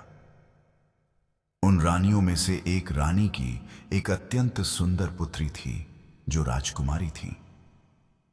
एक दिन उस रानी ने अपनी पुत्री से कहा, बेटी, तुम प्रतिदिन इस दिव्य तोते के पास जाया करो, उसकी सेवा किया करो और उससे जीवन की श्रेष्ठ बातें सुना करो। राजकुमारी ने आदरपूर्वक सिर झुकाया और माता की आज्ञा स्वीकार कर ली। अगले दिन प्रातः वह राजकुमारी अत्यंत प्रेम से तोते को पिंजरे से बाहर निकालकर स्नान कराने ले गई। जब वह उसे स्नेहपूर्वक संगीत नहला रही थी, तभी उसकी दृष्टि तोते के सिर पर पड़ी, जहां उसे एक छोटा सा घाव दिखाई दिया। उसे आभास हुआ कि इस तोते के मस्तक में कुछ असामान्य छिपा हुआ है। जब संगीत उसने ध्यान से देखा तो वहां एक छोटी सी कील दिखाई दी। जैसे ही उसने उस कील को धीरे से बाहर निकाला तो एक दिव्य प्रकाश फैल गया और वह तोता एक सुंदर राजकुमार में परिवर्तित हो गया। यह दृश्य देखकर राजकुमारी घबरा गई और भय से चिल्लाने ही वाली थी कि राजकुमार ने कोमल स्वर में उसका मुख ढकते हुए कहा, देवी, कृपया भयभीत ना हो। मैं कोई दुष्ट या अपवित्र प्राणी नहीं हूं। आपको मुझसे कोई डर नहीं होना चाहिए। राजकुमारी ने कांपती हुई आवाज में पूछा, आप कौन हैं और यह सब क्या रहस्य है? राजकुमार ने विनम्रता से उत्तर दिया, मैं अभी सब कुछ प्रकट नहीं कर सकता। कृपया इस कील को पुनः मेरे मस्तक में लगा दीजिए। मैं फिर से तोता बन जाऊंगा और रात्रि में आपके पास आकर समस्त सत्य बता दूंगा। राजकुमारी, जो अभी भी विस्मय में डूबी हुई थी, उसकी बात मान गई और श्रद्धा से वह कील पुनः उसके सिर में लगा दी। उसी क्षण वह पुनः एक साधारण तोता बन गया। राजकुमारी के हृदय में उस क्षण से असंख्य प्रश्न उमड़ने लगे थे और वह पूरे दिन उसी रहस्य को सोचती रही कि रात्रि कब आएगी और उसे सत्य जानने का अवसर मिलेगा। जैसे ही रात्रि हुई, उसने अत्यंत स्नेह और सावधानी से उस तोते के पिंजरे को अपने कक्ष में मंगवाया और एकांत में रखकर धीरे से वह कील निकाल दी। उसी क्षण वह तोता दिव्य प्रकाश के साथ पुनः एक तेजस्वी और सुंदर राजकुमार में परिवर्तित हो गया। राजकुमार ने विनम्रता से उसे प्रणाम किया और अपने जीवन की पूरी कथा सुनाई कि वह एक विशाल राज्य का राजा था, किंतु उसकी ही रानियों ने विश्वासघात किया और एक मायावी साधु की कुटिल योजना के अंतर्गत उसके मस्तक में यह जादुई कील ठोक दी गई, जिससे वह तोते के रूप में बंध गया। उसकी रक्षा केवल उसके गुरु ने की और उसी कृपा से वह आज यहां तक पहुंच पाया है। साथ ही उसने निवेदन किया कि यह रहस्य किसी से प्रकट ना हो, अन्यथा उसका जीवन पुनः संकट में पड़ सकता है। राजकुमारी ने पूर्ण श्रद्धा और विश्वास के साथ उसे आश्वासन दिया कि यह रहस्य उन्हीं दोनों के बीच सुरक्षित रहेगा। इसके पश्चात ऐसा क्रम बन गया कि वह दिन में तोते के रूप में रहता और रात्रि में राजकुमारी के कक्ष में आकर पुनः मानव रूप धारण करता। दोनों रात्रि भर जीवन, प्रेम, धर्म, विश्वास और कर्तव्य की मधुर बातें करते और इसी प्रकार समय बीतता चला गया। धीरे धीरे राजकुमारी का हृदय पूर्ण रूप से उस राजकुमार को समर्पित हो गया और राजकुमार भी उसे अपने प्राणों से अधिक प्रिय मानने लगा। उधर दूसरी ओर वे सातों रानियां जिन्होंने असंख्य निर्दोष तोतों को मरवाया था, अब भी अपने पति को न पाकर व्याकुल थीं। अंततः वे पुनः उसी मायावी साधु के पास पहुंची और बोली कि अब तक वह हमारे हाथ नहीं आया और हमें यह भी जात नहीं कि वह किस रूप में है। तब साधु ने कुछ समय मौन धारण किया और कहा कि अब केवल एक ही उपाय शेष है कि वे सभी साइथी संगीत नृत्य सीखें। वह स्वयं तबला बजाएगा और जब वे नृत्य में निपुण संगीत हो जाएंगी, तब राजा सुखवाल के दरबार में नर्तकियों के रूप में प्रवेश करेंगी और प्रसन्न होने पर इनाम में वही तोता मांग लिया जाएगा जिसे बाद में मार दिया जाएगा। रानियों ने उसकी आज्ञा स्वीकार की और साधु ने प्रतिदिन उन्हें नृत्य और ताल की शिक्षा देनी आरंभ कर दी। 1 वर्ष की कठोर साधना के पश्चात वे नृत्य में पारंगत हो गईं। साधु ने भेष बदलकर उन्हें नर्तकियों की तरह सजाया और सभी राजा सुखवाल के दरबार दरबार पहुंचे। वहां पहुंचकर उन्होंने नमन किया तो राजा ने उनके आगमन का कारण पूछा। उन्होंने विनम्रता से निवेदन किया कि वे नृत्य और गान प्रस्तुत करना चाहती हैं। कला प्रेमी राजा ने प्रसन्न होकर अनुमति दे दी। जैसे ही नृत्य और संगीत की संगीत लहरियां महल में गूंजी, वैसे ही वह दिव्य तोता सतर्क हो उठा और रानियों व साधु को पहचान कर उसका अंतर्मन कांप उठा। रात्रि में जब वह पुनः राजकुमार संगीत बना तो उसने यह सारा भय राजकुमारी को बता दिया और कहा कि अगले दिन राजा प्रसन्न होकर इनाम पूछेंगे तो यह लोग उसी को मांगेंगे और मार डालेंगे। तब राजकुमारी ने धैर्यपूर्वक समाधान का आश्वासन दिया और उसकी योजना को स्वीकार किया। अगली सुबह दरबार में नृत्य समाप्त होने पर राजा सुखवाल अत्यंत प्रसन्न हुए और बोले कि मैं तुम्हारी कला से आनंदित हुआ हूं। बोलो, क्या वरदान चाहोगे? उसी पल साधु ने हाथ जोड़ते हुए विनती की, महाराज दया करके वह तोता हमें सौंप दीजिए जिसे आपने कुछ समय पूर्व ग्रह किया है। राजा ने सहज भाव से कहा, ठीक है, और तुरंत मंत्री से बोले, जाओ राजकुमारी के कक्ष से वह पिंजरा और तोता ले आओ। मंत्री जब राजकुमारी के समीप पहुंचा तो उसने आदर से कहा, राजकुमारी, यह पिंजरा दे दीजिए, राजा साहब ने मंगवाया है। राजकुमारी ने शांत किंतु अड़िग स्वर में उत्तर दिया, मैं यह पिंजरा नहीं दूंगी। यदि मेरे पिता को ही चाहिए तो वे स्वयं आए। मंत्री लौटकर सारी बात राजा को बता देता है। तब राजा स्वयं राजकुमारी के कक्ष में पहुंचते हैं और कहते हैं, पुत्री, हमारे साथ दरबार चलो। राजा, राजकुमारी और वह पिंजरा तीनों दरबार में आ जाते हैं। राजा बोले, बेटी, अब यह पिंजरा मुझे दे दो, इसे मुझे उन कलाकारों संगीत को भेंट करना है। साधु वहीं खड़ा सब कुछ ध्यान से देख रहा था। राजकुमारी ने स्पष्ट कहा, पिताजी, यह पिंजरा मैं नहीं दूंगी।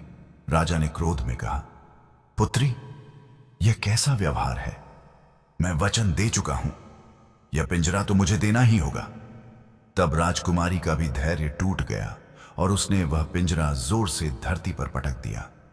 पिंजरा टूटते ही तोता छोटे छोटे सरसों के दानों में परिवर्तित हो गया जो चारों ओर फैल गए।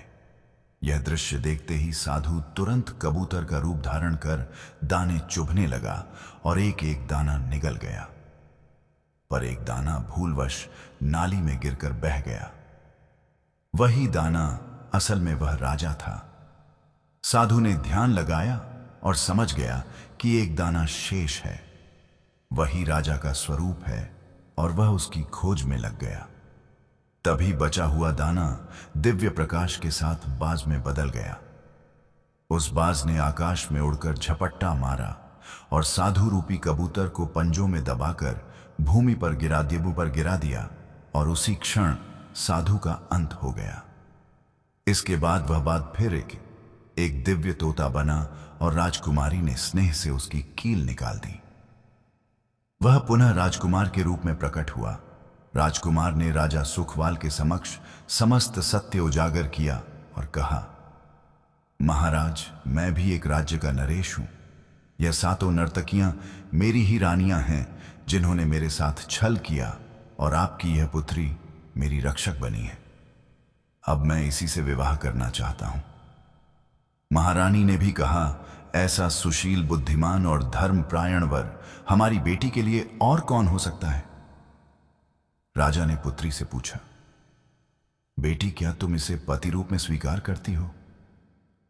राजकुमारी मुस्कुराकर बोली, पिताजी, मेरा प्रेम इसी से है और मैं इसे ही अपना जीवन साथी मानती हूं। राजा सुखवाल ने प्रसन्न होकर अपनी पुत्री का विवाह उस राजकुमार से कर दिया। राजकुमार अपनी नवविवाहिता रानी के साथ अपने राज्य लौट गया और सातों रानियों को बंदी गृह में डाल दिया। वह राजकुमार, जिसने जीवन की कठिन परीक्षा पार की थी, अपनी धर्मपत्नी संग सुखमय जीवन बिताने लगा। दर्शक बंधुओं, अब विषय अत्यंत संवेदनशील है, क्योंकि यह उस समय की तैयारी से जुड़ा है जब मनुष्य सबसे अधिक अकेला होता है। बुढ़ापा, जिसे लोग सम्मान का काल कहते हैं, यदि समय रहते सत्य ना समझा जाए तो वही अवस्था सबसे अधिक पीड़ा देती है। इसलिए जानिए वे 3 कार्य जो हर व्यक्ति को प्रतिदिन प्रातः उठते ही करने चाहिए, ताकि वृद्धावस्था में भीख नहीं बल्कि सम्मान मिले। पहला कार्य, स्वयं को अपना बनाओ। सुबह उठते ही सबसे पहले खुद से साक्षात्कार करो। दर्पण में अपनी आंखों में देखो और पूछो, क्या मैं स्वयं से संतुष्ट हूं? जो व्यक्ति प्रतिदिन खुद से रिश्ता नहीं जोड़ता, वह धीरे धीरे दूसरों की दृष्टि में स्वयं को खोजने लगता है, और जब वे दृष्टियां बदलती हैं तो उसका आत्मसम्मान टूट जाता है।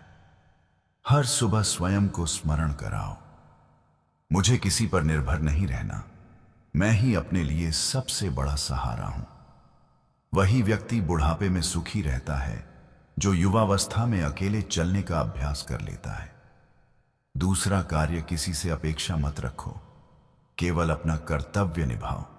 दूसरों से कुछ पाने की चाह ना रखो। हर सुबह अपने बच्चों, परिवार और समाज के लिए प्रार्थना करो, पर यह प्रार्थना उनकी भलाई के लिए हो, इस आशा से नहीं कि वे कल तुम्हारे लिए कुछ करेंगे, क्योंकि जब अपेक्षाएं टूटती हैं तो केवल दिल नहीं, संगीत, बेदसमा की चिन्नंगीत से पूरा जीवन बिखर जाता है। बुढ़ापे में सबसे अधिक पीड़ा वह नहीं सहता जो निर्धन होता है, बल्कि वह जिसने पूरी उम्र दूसरों से उम्मीद लगाई और बदले में उपेक्षा पाई। तीसरा कार्य, सुबह का पहला कदम सेवा का रखो, शिकायत का नहीं। जब नेत्र खुले तो जीवन से शिकायत मत करो, नहीं कृतज्ञता बोलो। हे ईश्वर, आज एक और अवसर प्रदान किया कि सेवा का मार्ग चुन सकूं, मधुर वचन कह सकूं, क्योंकि जो व्यक्ति वृद्धावस्था में भी मुस्कान संभाले रखता है, वही वास्तव में वंदनीय बनता है। अन्यथा केवल वर्षों का बढ़ जाना कभी भी आदर का आधार नहीं बनता। जो मनुष्य प्रातः जागते ही शिकायतों की गिनती शुरू करता है, वह अनजाने में लोगों की दृष्टि में अपनी गरिमा खो देता है। सेवा की भावना, नम्र स्वभाव और आभार की चेतना, यही वे 3 सूत्र हैं जो जीवन के अंतिम पड़ाव को अनमोल बना देते हैं। इसलिए हे दर्शक बंधुओं, यदि यह इच्छा है कि बुढ़ापा भी प्रसन्नता मीडियम हो, संगीत से भरा रहे, तो सुबह जागते ही इन 3 कार्यों को अपने स्वभाव में ढाल लो। स्वयं से संबंध बनाओ, अपेक्षाओं को त्यागो और सेवा भाव के साथ दिन का आरंभ करो। अन्यथा एक समय ऐसा भी आ सकता है जब घर में लोग तो होंगे, पर किसी के पास तुम्हारे आंसू पोंछने का अवसर नहीं होगा।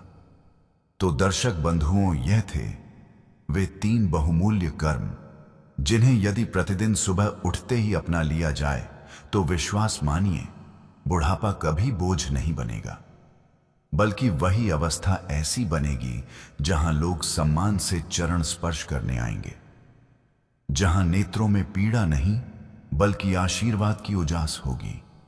स्मरण रखिए, बुढ़ापा तभी भार लगता है जब मनुष्य स्वयं को दूसरों के सहारे छोड़ देता है। किंतु जो व्यक्ति हर सुबह आत्मनिर्भरता, कृतज्ञ भाव और सेवा की साधना करता है, उसके चेहरे की झुर्रियां भी सम्मान की कथा कहती है। आज से ही आरंभ कीजिए। प्रातः उठते ही स्वयं को आत्मबोध सौंप दीजिए। अपेक्षाओं का परित्याग कर दीजिए और अपने दिन की शुरुआत किसी एक सेवा या प्रार्थना से कीजिए, क्योंकि जो मनुष्य जीवन के अंतिम चरण को विवेक से जीता है, वही वास्तव में सफल कहलाता है। यदि यह विचार आपके हृदय को स्पर्श कर गया हो तो कृपया इस संदेश को अपने माता पिता, मित्रों और हर उस व्यक्ति तक पहुंचाइए जो आज युवा है, क्योंकि एक दिन हम सभी को इस मोड़ से गुजरना पड़ता है। यह बिल्कुल सत्य है कि जैसे कोई वृक्ष अपनी जड़ों के कमजोर होने से सूख जाता है, वैसे ही मनुष्य अपने कर्मों से नहीं बल्कि अपनी नकारात्मक सोच और गलत व्यवहार के कारण पराजित होता है। हमें जीवन में कभी भी किसी के लिए बुरा नहीं सोचना चाहिए, क्योंकि किसी और का किया हुआ कर्म भले ही हम पर प्रभाव डाले, पर हमें समझने पर हमारी जिम्मेदारी यही है कि हम अपनी राह पर चलते हुए किसी का अहित ना करें। सच्चे संबंधों की नींव विश्वास, सच्चाई और समझदारी पर टिकी होती है, और ऐसे रिश्तों को निभाने के लिए किसी भी प्रकार की शर्तों की आवश्यकता नहीं होती। जिस प्रकार हम घड़ी के एक एक क्षण का मूल्य समझते हैं, इसलिए जब तुम धोखा खाने के बाद भी अपने कार्यों में ईमानदारी बनाए रखते हो, तो अंत में विजय तुम्हारी ही होती है। जीवन में अपनी परेशानियों का रोने के बजाय उनसे मिलने वाली सीख को समझो। जो तुम्हारे साथ खड़ा है उसका साथ निभाओ, और जो तुम्हें छोड़ दे उसे जाने दो। जीवन की सबसे बड़ी शिक्षा यही है कि हर व्यक्ति के साथ रहते हुए विवेकपूर्ण कर्म करो, लेकिन अपने मन की हर बात हर किसी के सामने प्रकट मत करो, क्योंकि कुछ लोग तुम्हारे दर्द को भी तुम्हारे खिलाफ इस्तेमाल कर सकते हैं। श्री कृष्ण कहते हैं कि जीवन का सबसे बड़ा सत्य यह है कि वही रिश्ते टिकते हैं जिनमें समझ, सम्मान और सच्चाई होती है, और जब तक इंसान स्वार्थ से ऊपर नहीं उठता, तब तक उसके संबंध भी वास्तविक नहीं बन पाते।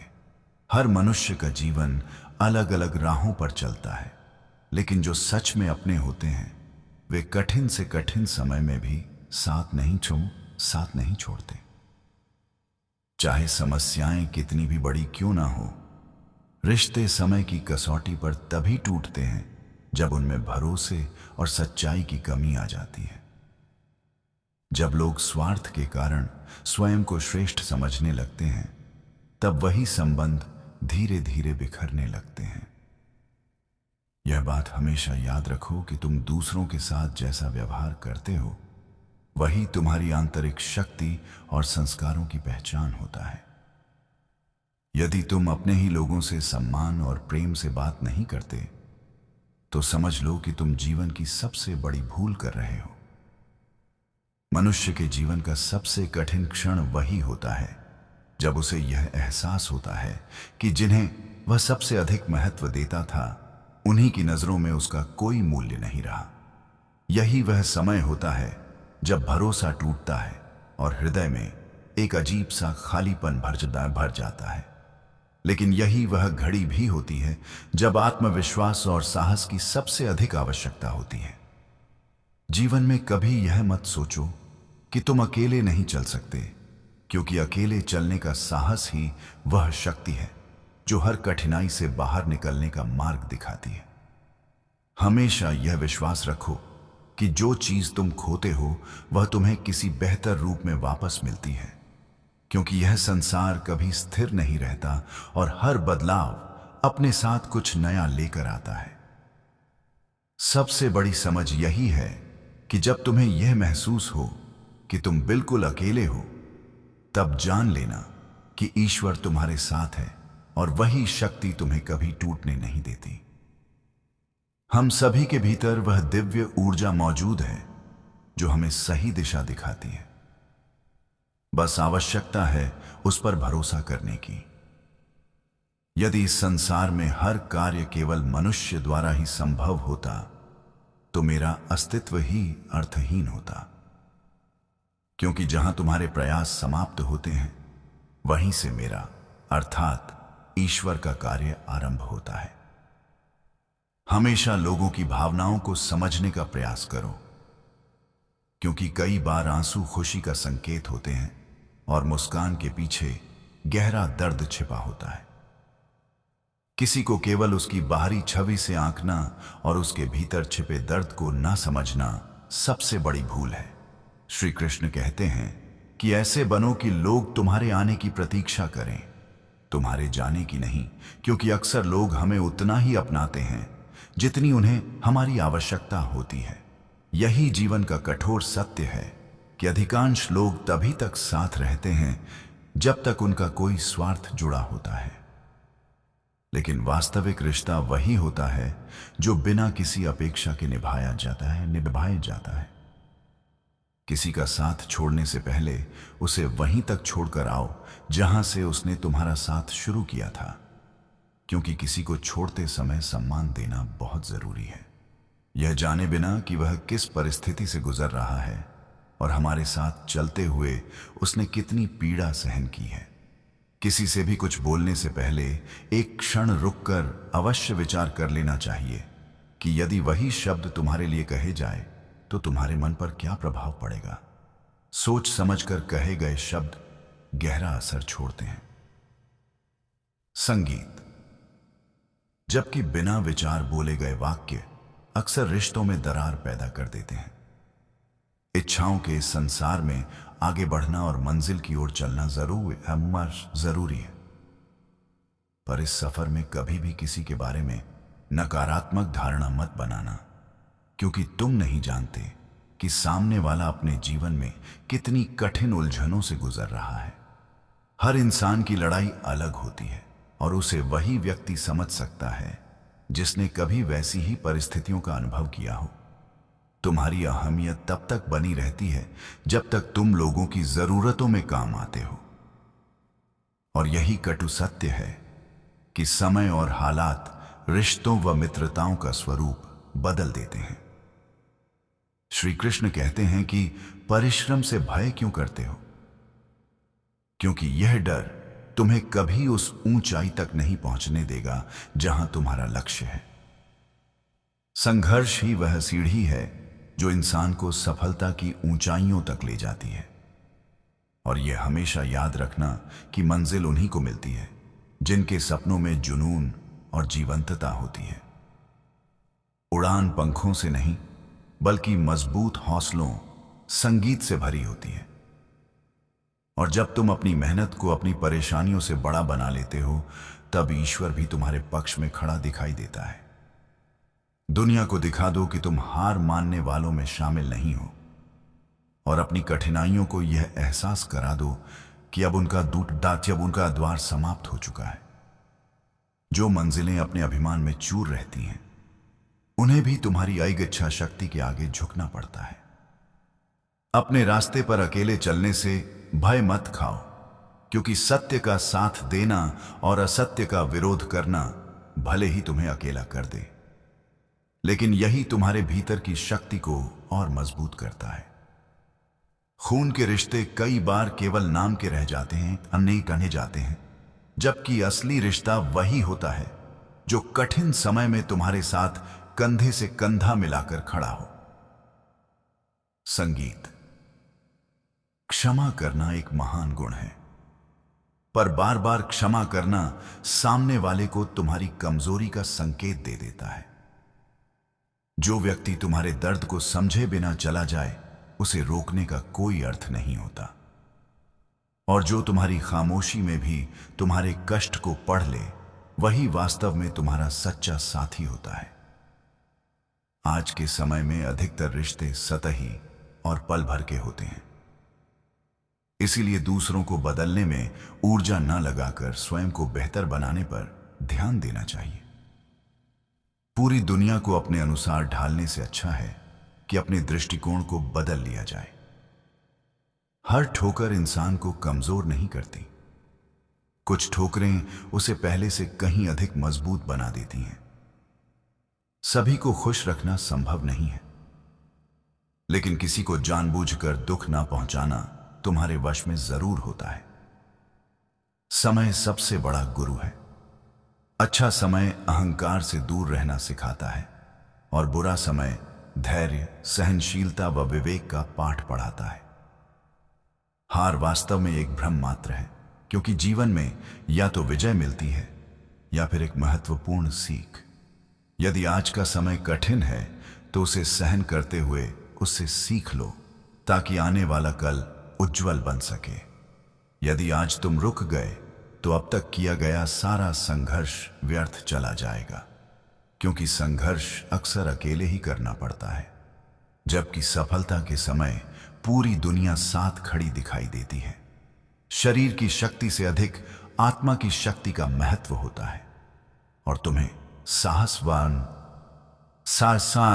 व आराम में से किसी एक को चुनना ही पड़ता है, क्योंकि दोनों एक साथ नहीं मिलते। तुम्हारा मस्तिष्क तुम्हारा सबसे शक्तिशाली औजार है, क्योंकि जैसा तुम सोचते हो वैसा ही तुम बनते हो। इसलिए अपने विचारों को ऊंचा रखो और जीवन को अपनी सर्वोच्च क्षमता तक जियो। श्री कृष्ण कहते हैं कि जिस प्रकार एक नदी अपने मार्ग में आने वाली चट्टानों से टकराते हुए भी सागर तक पहुंच जाती है, उसी तरह धैर्य और आत्मविश्वास के बल पर हर चुनौती को पार किया जा सकता है। धन से ऐश्वर्य प्राप्त होता है, लेकिन केवल अच्छे संस्कार ही सच्चे चरित्र का निर्माण करते हैं। समय ने हमें समझदार तो बना दिया, पर केवल समझौते करना भी सिखा दिया, जबकि जीवन सिर्फ समझौतों का नाम नहीं है, और कई बार आत्मसम्मान के लिए अडिग रहना भी जरूरी हो जाता है। इस संसार में शब्दों से अधिक कर्म प्रभाव डालते हैं, क्योंकि लोग तुम्हारी बातों से ज्यादा तुम्हारे कामों को देखते हैं। इसीलिए जो कहना हो उसे अपने आचरण से साबित करो। कुछ रिश्तों को देखकर ऐसा प्रतीत होता है कि अकेले रहना बेहतर है, क्योंकि साथ वही अर्थपूर्ण होता है जहां अपनापन और आपसी सम्मान मौजूद हो।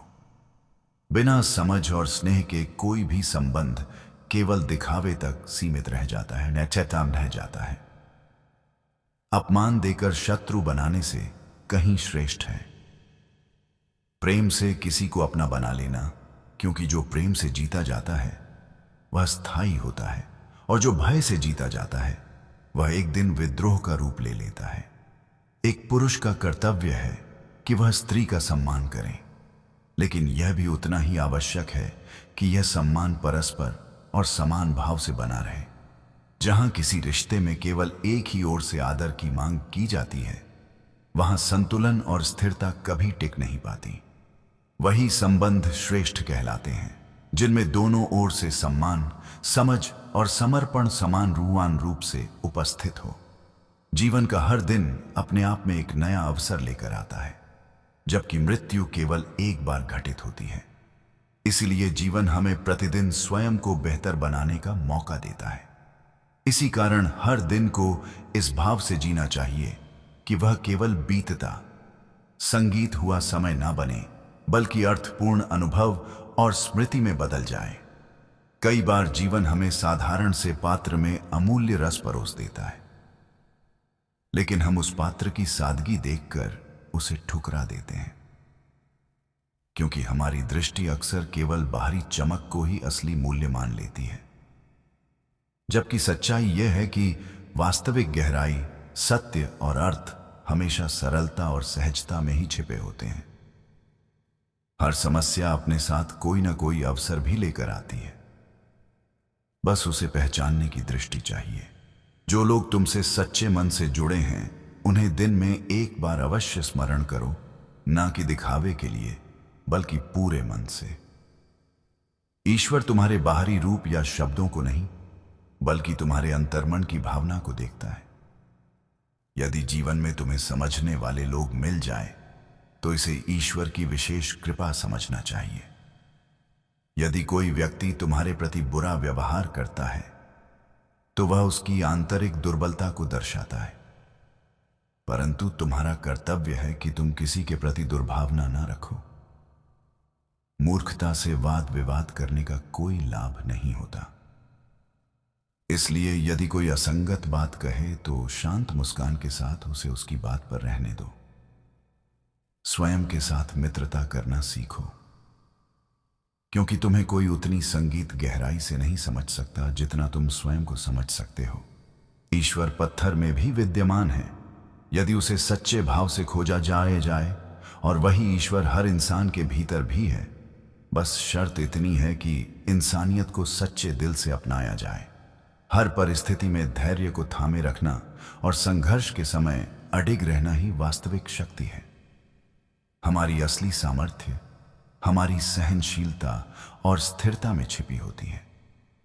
जो लोग दूसरों के दर्द को समझते हैं और जिनके हृदय में करुणा निवास करती है, वही वास्तव में अच्छे और ऊंचे कहलाते हैं।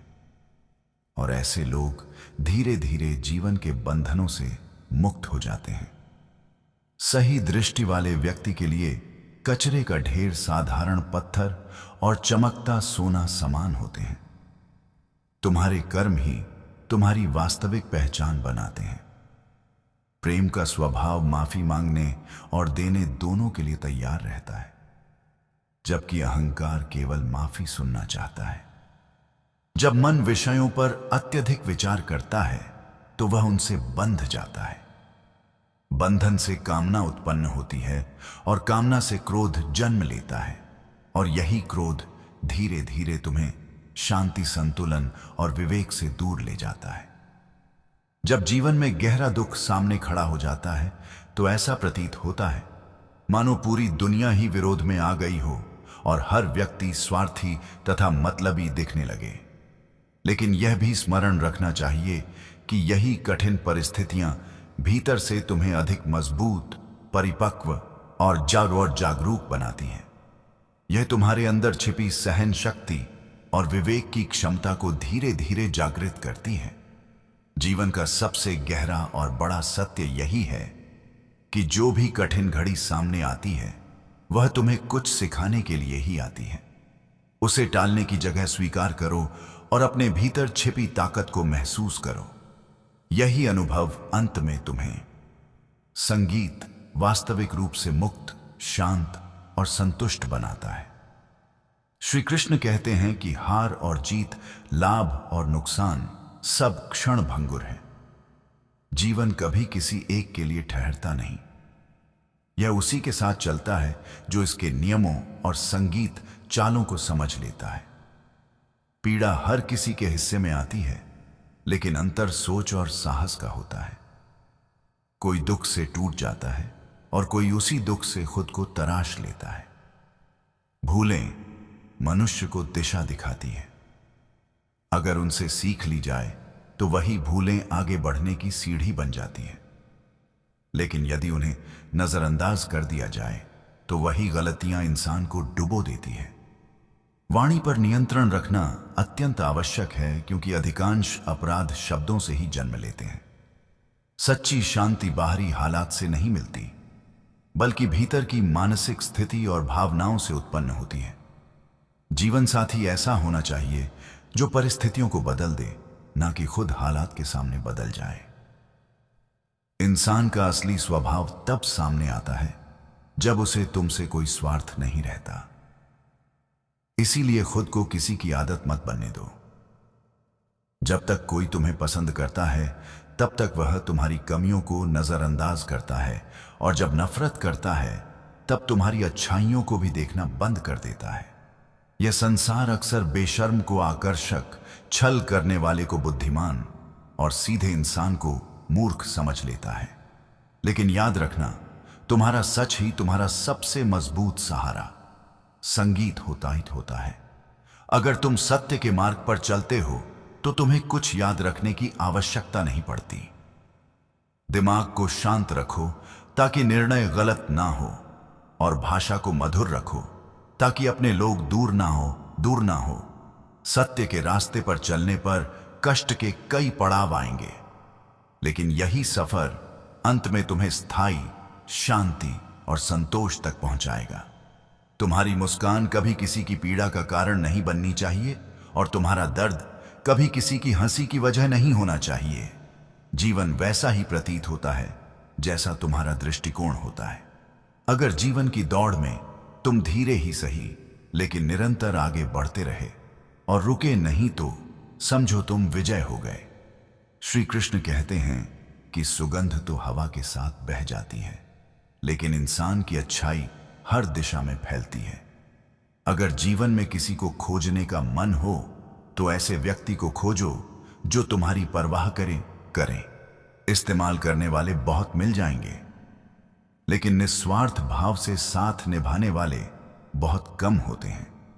व्यवहार वह सीढ़ी है जिससे तुम किसी को गिरा भी सकते हो और ऊंचाइयों तक पहुंचा भी सकते हो। याद रखना, यदि तुम किसी को दुख देकर धर्म या कर्म कर रहे हो तो उसका कोई फल नहीं मिलता, लेकिन यदि तुम प्रतिदिन किसी के चेहरे पर मुस्कान ला सको तो वही सच्ची आराधना है। बड़े लक्ष्यों के लिए बड़े प्रयास जरूरी होते हैं। जीवन में कुछ हासिल करना है तो जिद और संकल्प होना चाहिए। केवल उम्मीदें पालने से कुछ नहीं मिलता। जो लोग सिर्फ इंतजार करते रहते हैं वे अक्सर जीवन भर खाली हाथ रह जाते हैं। विश्वास कांच के समान होता है, एक बार टूट जाए तो कितनी भी कोशिश कर लो उसमें दरार रह ही जाती है। इसलिए भरोसे को संभाल कर रखो और उसे कभी तोड़ो मत। श्री कृष्ण कहते हैं कि उम्मीद दर्द भी देती है, फिर भी दिल ना जाने क्यों बार बार उम्मीद से जुड़ जाता है। यही जीवन का स्वभाव है। जो टूट जाता है वह भी हर सुबह एक नई आशा लेकर उठता है। दिखावटी रिश्तों से कहीं बेहतर है कि अकेले रहना सीख लिया जाए। ये दुनिया मुखौटों से भरी है, लेकिन जो स्वयं के साथ खुश रहना सीख लेता है उसे किसी झूठे सहारे की जरूरत नहीं पड़ती। समय बताने वाले बहुत मिल जाते हैं, लेकिन समय पर साथ देने वाले बहुत कम होते हैं। संकट के क्षण ही असली और नकली रिश्तों की पहचान कराते हैं। जीवन में तूफानों का आना भी जरूरी है, तभी पता चलता है कि कौन हाथ थामता है और कौन बीच राह छोड़ जाता है। कठिनाइयां ही बताती हैं कि कौन सच्चा साथी है और कौन सिर्फ अवसरों का खिलाड़ी। मैंने हर प्रकार के लोग देखे हैं। कुछ सहायता पाकर भार व्यक्त करते हैं और कुछ मदद लेकर तुम्हें ही मूर्ख साबित संगीत करने की कोशिश करते हैं, लेकिन अंत में तुम्हारे कर्म ही तुम्हारी पहचान बनते हैं, लोगों की प्रतिक्रिया नहीं।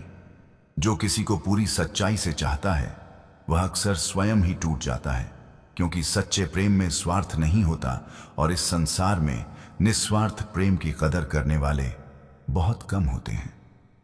किस्मत और दिल की अक्सर नहीं बनती संगीत, क्योंकि जो दिल चाहता है वह हमेशा भाग्य में नहीं होता। लेकिन यह भी उतना ही सत्य है कि जो तुम्हारे भाग्य में लिखा होता है वह किसी न किसी रूप में तुम्हें अवश्य मिलता है। ना जाने कितने लोग रात भर आंसू बहाकर सो जाते हैं और सुबह उठकर झूठी मुस्कान ओढ़कर दुनिया के सामने खड़े हो जाते हैं। रिश्ते भी इमारतों की तरह होते हैं। अगर छोटी दरारें दिखे तो उन्हें गिराने के बजाय संभाल कर सुधारना चाहिए। भिक्षा का पात्र तो भर सकता है, लेकिन इच्छाओं का पात्र कभी नहीं भरता। संतोष के भाव में ही वास्तविक सुख छिपा होता है। इच्छाओं, अपेक्षाओं और नाखूनों को समय समय पर काटते रहना चाहिए, अन्यथा यही आगे चलकर पीड़ा का कारण बन जाते हैं। अगर दुआएं मिल जाए तो वही पर्याप्त होती है। दवाइयां तो पैसे देने पर आसानी से मिल जाती हैं। रिश्ते बल से नहीं बल्कि भावनाओं और दिल से निभाए जाते हैं। जब किसी मनुष्य के भीतर ईश्वर के प्रति पूर्ण आस्था और समर्पण जाग जाता है, तभी जीवन में असंभव से लगने वाले चमत्कार घटित होते हैं। जो लोग भीड़ के साथ चलते हैं वे भीड़ में ही खो जाते हैं, लेकिन जो अकेले अपने मार्ग पर चलते हैं वही इतिहास रचते हैं। मित्रों, आज की इस वीडियो में बस इतना ही। उम्मीद करते हैं कि आप सभी को यह प्रसंग जरूर ही पसंद आया होगा। मिलते हैं नेक्स्ट वीडियो में एक और नई कथा के साथ।